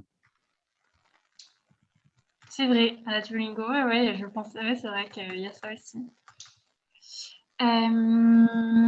Puis Payant. ça semble fonctionner, ce modèle-là, parce que si j'ai bien vu, cette semaine, ils sont rentrés en bourse. Ah bon? Ouais. Mais je trouve que c'est particulièrement agréable qu'ils nous expliquent pourquoi ils nous montrent de la publicité. Ouais, puis c'est aussi agréable qu'ils nous le mentionnent, donc ils nous l'expliquent en nous disant que leur but, c'est que ça ne coûte jamais rien. Donc, ça va toujours être gratuit, mais que forcé de vivre de ça aussi. Exactement. Bon, bah super. Du coup, pour le premier exercice, on va passer sur l'autre étude de cas que j'aimerais proposer. Alors pour ça, je vais juste te présenter un peu plus. Parce que pour le coup, nous, c'est une vraie problématique qu'on a. C'est le projet dont je parlais juste avant, qui est hop, qui s'appelle la dimensionneuse. Donc, il y a un outil de mise en avant, de partage de matériaux de réemploi dans une communauté. Donc, en fait, la dimensionneuse, c'est un outil qui permet de mesurer automatiquement des matériaux de réemploi et de les mettre en base de données. Cette base de données sera visible par toutes et tous, ce qui va permettre la circulation des matériaux au sein d'une communauté. Parce que la vraie problématique qu'on a actuellement, c'est que y a des ressourceries et des recycleries qui vont récupérer des matériaux, du bois par exemple, et qui vont laisser une grosse partie du bois sur place, sur le gisement, parce que ils vont pas pouvoir l'utiliser et qu'ils n'ont pas assez d'espace nécessaire pour le stocker. On a des grosses problématiques de stockage en région Île-de-France parce que là, c'est très peuplé, là, c'est très dense, puis on n'a pas trop de place. Et donc, du coup, les espaces de stockage sont assez chers. C'est pas possible de louer un espace de stockage pour en fait avoir de la matière entre guillemets inerte qui ne va pas générer de profit. Mais tu vois, c'était ça ma question un peu en partant là, quand tu parlais de ce projet-là. Oui. Tu disais que c'est ça, vous voulez faire circuler les matériaux réutilisables, mais il existe déjà tous ces centres écologiques ou peu importe le nom que vous utilisez. Nous, c'est des éco-centres qu'on appelle à Montréal. Et donc, eux, ils doivent avoir un profit tiré de ça. Et c'est pas juste financé par le gouvernement. Ils doivent, je sais pas, Absolument. En OK, fait, vous allez avoir de la compétition à ce niveau-là ou mais ce que tu me dis, c'est qu'eux, ils ont ce problème de stockage de toute façon. Fait que vous viendriez répondre à ce besoin-là. En fait, nous, on va pas. Ce qu'on souhaite, c'est pas d'avoir un espace de stockage, de récupérer la matière, etc. Nous, c'est vraiment de fluidifier la circulation des matériaux entre ceux qui en ont et ceux qui en ont pas. En fait, le problème, c'est que nous aussi, je pense que c'est à peu près l'équivalent. On a des éco-organismes qui vont organiser justement la récupération de certains types de matériaux, par exemple le bois. Il y en a qui sont spécialisés dans le bois et qui vont essayer de les réutiliser quelque part. Sauf qu'en fait, aujourd'hui, les recycleries et les ressourceries fonctionnent par réseau. Et c'est en tout cas en Île-de-France. C'est pour ça que le projet RIFLO travaille sur les zones urbaines et périurbaines. C'est parce qu'en zone urbaine et périurbaine, il y a beaucoup moins paradoxalement, de circulation de l'information. Et en fait, tu as plein de petites ressourceries et recycleries dans la région Île-de-France qui fonctionnent en réseau, c'est-à-dire avec d'autres recycleries et ressourceries, mais pas forcément ensemble. Donc, ça veut dire que, par exemple, si dans le sud de Paris, là, tu as une recyclerie qui a besoin d'un certain type de bois et qui n'en trouve pas, et qu'au nord de Paris, ils en ont récupéré plein et qu'ils ne savent pas quoi en faire, et bien finalement, ces deux ressourceries-là vont rester sans solution parce qu'en fait, elles ne communiquent pas entre elles. Et nous, ce qu'on veut, c'est que tous les matériaux qui sont réutilisés soient mis sur une base de données pour mettre en relation les gens qui en ont besoin des gens qui ne veulent pas, qui veulent s'en débarrasser. Donc on ne les récupère pas, on les rend juste visibles. Oui, je Puis, comprends. ouais. Puis les éco-organismes, eux, ils récupèrent physiquement les matériaux, puis ils les redistribuent dans leur Vous- réseau. Donc, vous avez un grand problème de rentabilité si c'est ce que vous voulez.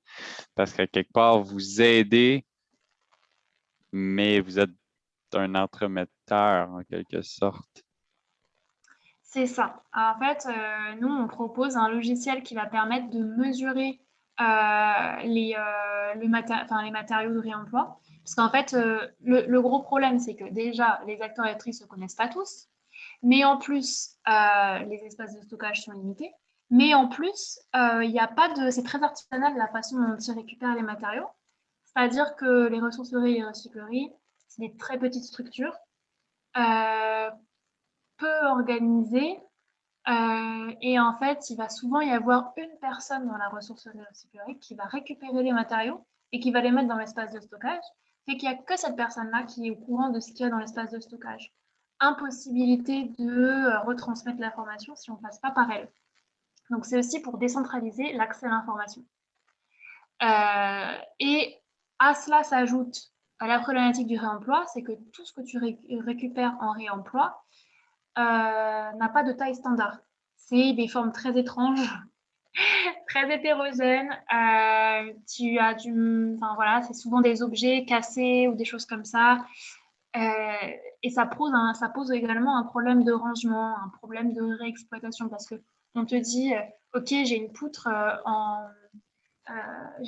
réemploi, tu sais pas dans quel état elle est, tu sais pas s'il y a des clous, des vis dedans, donc tu sais pas si tu vas pouvoir la réexploiter, et tu sais pas finalement si elle est cassée, quelle taille elle fait, quelle épaisseur, etc. Donc voilà, c'est tous ces paramètres-là que nous, on souhaite résoudre avec la dimensionneuse, qui va donc mesurer, caractériser l'objet de réemploi, et ensuite la mettre sur une base de données. Cette base de données, elle sera exploitée par les ressourceries, recycleries qui souhaitent mettre à disposition leurs matériaux, et les designers, les architectes qui, eux, veulent s'inscrire dans une démarche de réemploi et veulent réexploiter des matériaux de réemploi pour leur projet, sans forcément devoir se déplacer dans chacune des ressourceries pour voir si elles ou ils ont les matériaux adéquats. Donc voilà, c'est ça le projet. C'est ça le projet. Et si on repasse sur... Nouveau partage. Hop. Le Miro. Donc nous, qu'est-ce qu'on peut ouvrir? On peut ouvrir le logiciel de mesure qui sera ouvert de base. Voilà. La base de données qui sera visible et le hardware, c'est-à-dire que la structure en fait qui accompagne le logiciel pour la mesure, c'est en open source, c'est-à-dire qu'on fait une liste du matériel nécessaire. Pour Voilà. construire, ouais. C'est ça qu'on peut construire soi-même, dépendamment avec une liste de recommandations. On ne va pas mettre de plan de la construction que nous on fait parce qu'en fait, elle doit être adaptée au milieu. Par exemple, si tu as des poutres de 3 mètres chez toi, dans ta ressourcerie, tu vas faire un grand hardware, et si tu as juste des petits morceaux comme ça, il suffit d'en mettre un tout petit. Les nouveaux rôles ou les nouveaux acteurs-actrices qu'on va attirer, ça va être les ressourceries, recycleries, les déconstructeurs aussi, parce que en France, en tout cas là, on a une nouvelle loi qui est passée sur l'obligation de la réutilisation du bois dans le domaine de la déconstruction, c'est-à-dire que maintenant, on va devoir, les déconstructeurs, des déconstructrices vont devoir justifier le fait de mettre à la benne le bois. Donc, du coup, avec des papiers administratifs, justifier pourquoi, qu'ils n'ont pas trouvé de moyens de le réutiliser, etc. Donc, il y a un gros flux là. Les acteurs et les actrices de l'événementiel qui, eux, ont un gros flux de bois quand ils ou elles déconstruisent leur stand, etc., et ne savent pas forcément quoi en faire, parce qu'encore une fois, de temps en temps, ça arrive, quelques acteurs et actrices du réemploi ne peuvent pas stocker d'une édition à l'autre leur bois, leur stand, et donc les mettre à la benne ou ont ce genre de problématique-là. Donc en fait, nous, notre but, ce serait de les récupérer, d'en faire autre chose, ou de les transmettre à un éco-organisme qui pourrait les louer à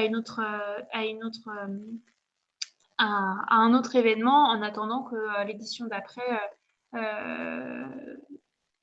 que se passe l'édition d'après. Les enseignants-enseignantes, parce que avec une base de données sur le bois de réemploi, par exemple, pourrait donner des exemples de qu'est-ce qui est exploitable pour un architecte, une architecte, dans les gisements généralement disponibles sur une commune, et comment travailler avec ces gisements-là. Les architectes et les designers qui veulent s'inscrire dans une démarche de réemploi, les développeurs qui veulent contribuer au développement de ce genre de projet.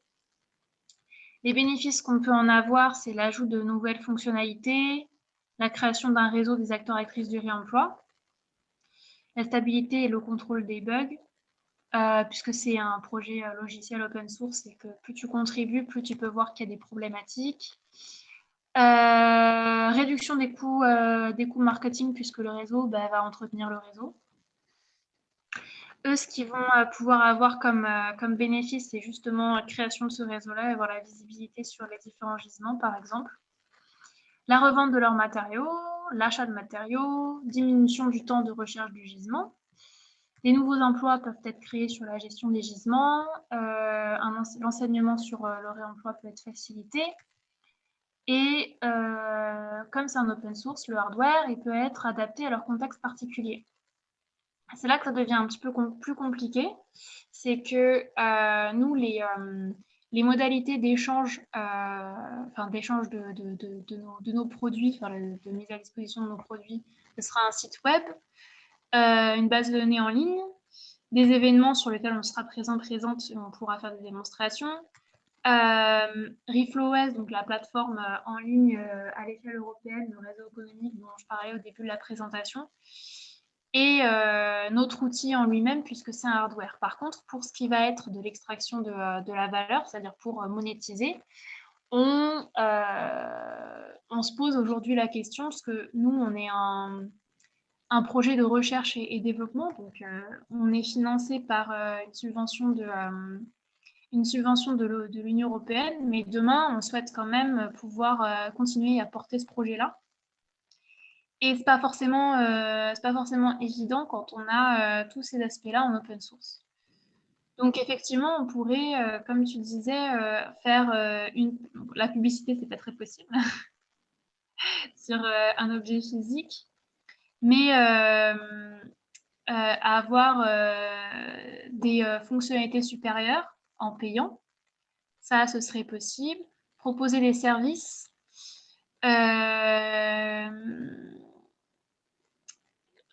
Proposer des services ou des choses comme ça. Après, comme normalement on était censé être beaucoup, on devait pouvoir présenter chacun des projets différents. Ouais. Non, mais je pense à votre projet. Parce que tu peux pas faire. C'est drôle. C'est parce que le projet dépend de la.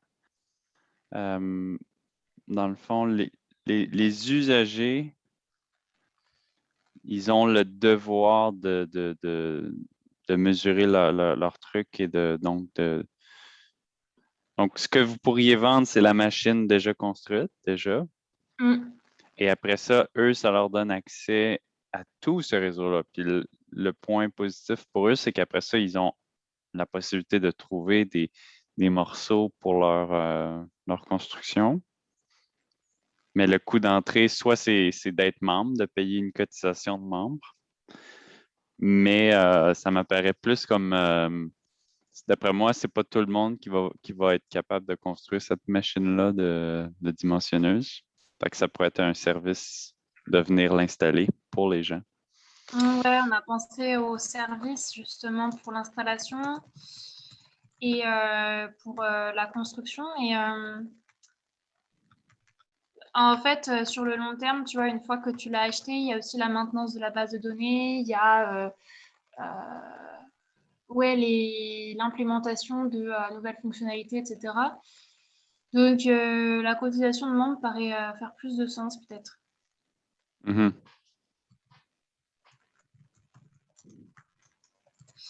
Et ensuite, il reste pas beaucoup de temps, mais je voulais passer sur un aspect qui est super important, c'est comment trouver l'équilibre dans le mode de gouvernance. Donc, je pense qu'on peut parler des deux sujets en même temps. Vas-y. J'espère que je peux... Ah non, je peux pas.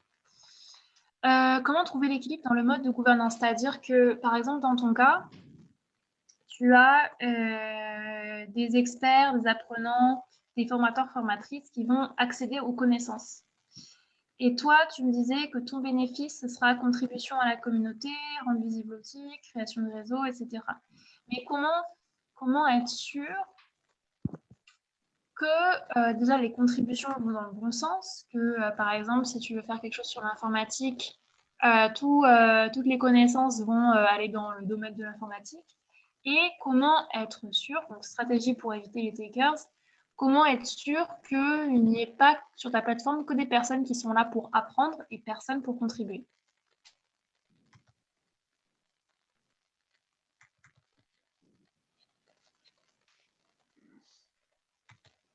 Euh,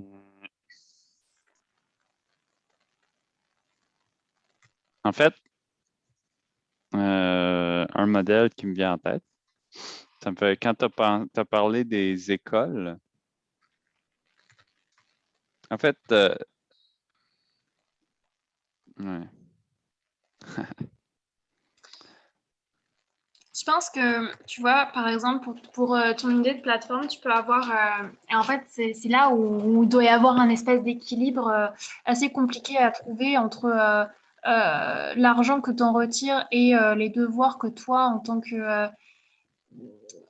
que gestionnaire de ce produit open source, tu dois fournir comme effort pour la modération finalement, c'est justement d'avoir une équipe de modérateurs, modératrices qui vont devoir valider les contenus qui sont publiés.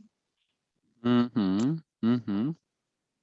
Mais après, est-ce que le fait d'avoir une équipe de modérateurs, modératrices qui vont finalement freiner l'ajout de connaissances va pas à l'encontre de justement l'accélération de l'innovation?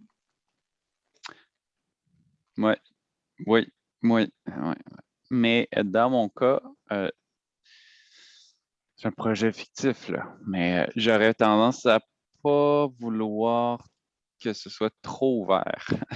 Ça va comme à l'encontre de notre rencontre, mais je veux la force du nombre, mais je veux pas que ça devienne un capharnaüm parce que dans mon cas, les apprenants sont déjà perdus quand ils arrivent sur une plateforme comme ça.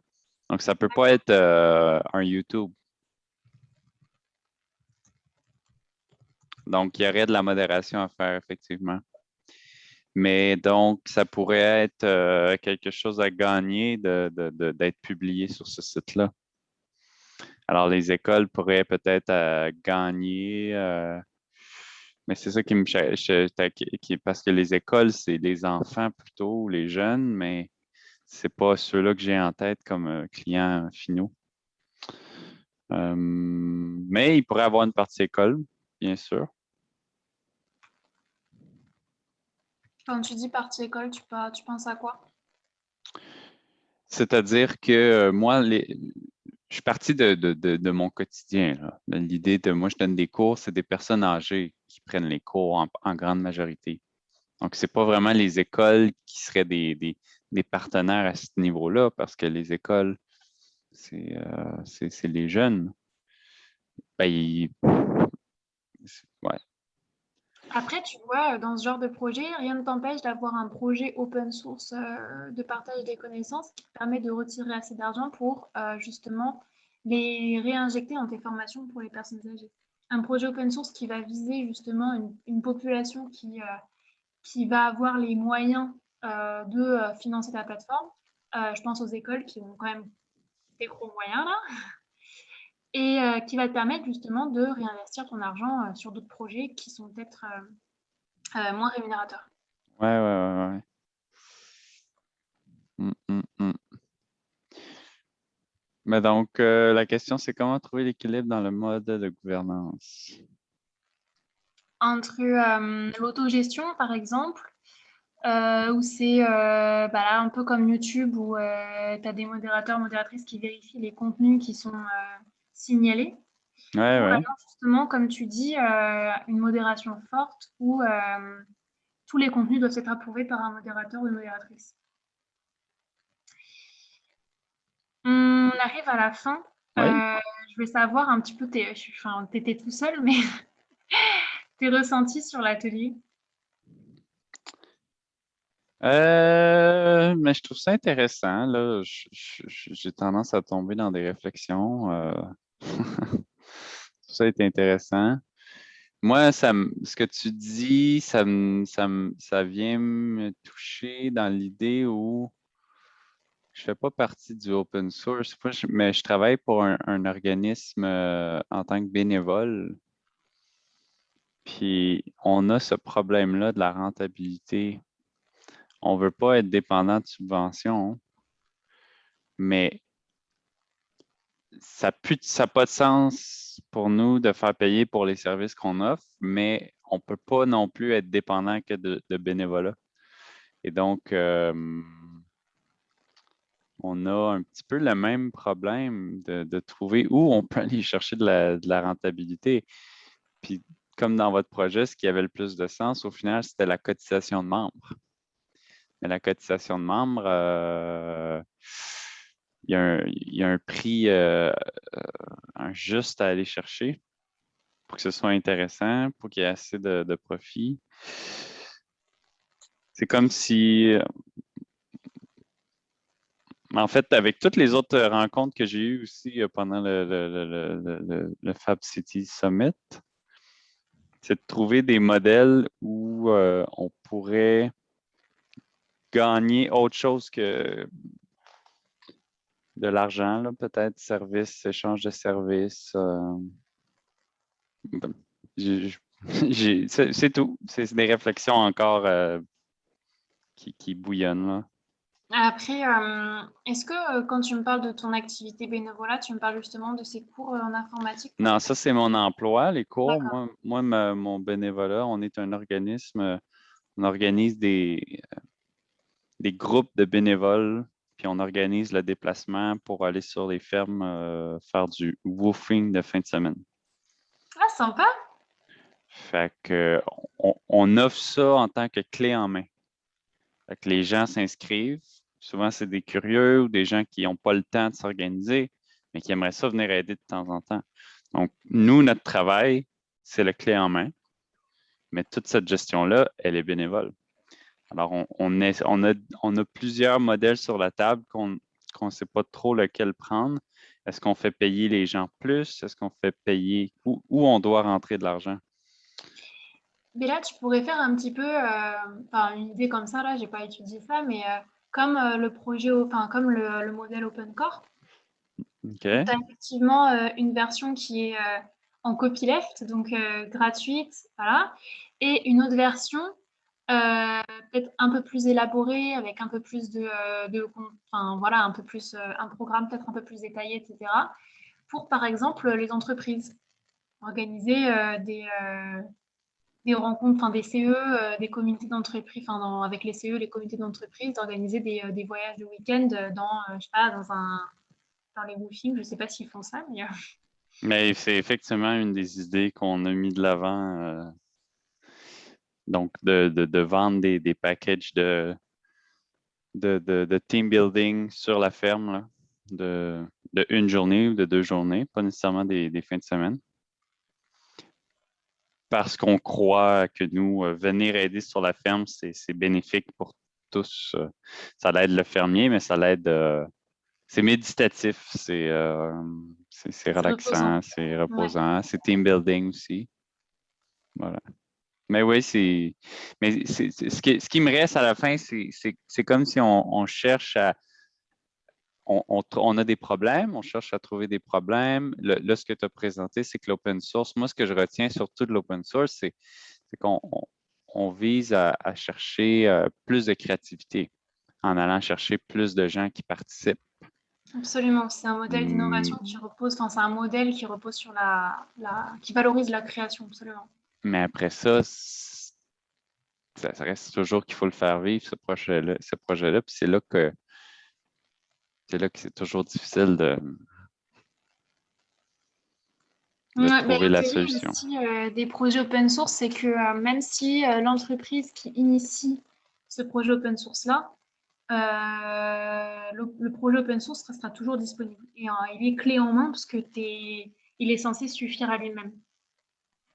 Donc, c'est ça. Puis, l'avantage des projets open source aussi, c'est que, en tant qu'utilisateur, en tout cas, c'est que tu as accès à beaucoup, beaucoup de forums, de conseils, etc. Parce que tu as beaucoup d'utilisateurs et Ben utilisatrices oui, ben oui. qui contribuent, etc. Donc, c'est super intéressant. Mais comment s'appelle ta structure? C'est pas discret? Les fermes? Oui. Les compagnons maraîchers. Ok. Ouais. Et, donc, si tu repasses à Montréal à étudier 1 an à l'ETS, tu peux venir avec nous sur une fin de semaine. Super, super, je le note, merci. Très bien. Ben, écoute, on a dépassé l'heure. Je ne sais pas si tu avais des dernières présentations. Tout est enregistré, donc les gens vont pouvoir le réécouter. Super, super, super. Non, je voulais. Est-ce que tu veux la bibliographie? Parce que je l'ai la liste. Si ça t'intéresse, par exemple, Je peux peut-être la mettre dans le chat. Je ne sais l'open pas si le chat fait partie de est l'enregistrement. enregistré normalement, Oui? si. Ah, ben mets-la dans le chat. Ouais, Comme super, ça, les gens pourront cliquer. super, super. Je vais faire ça. Alors, désolée, 2 secondes.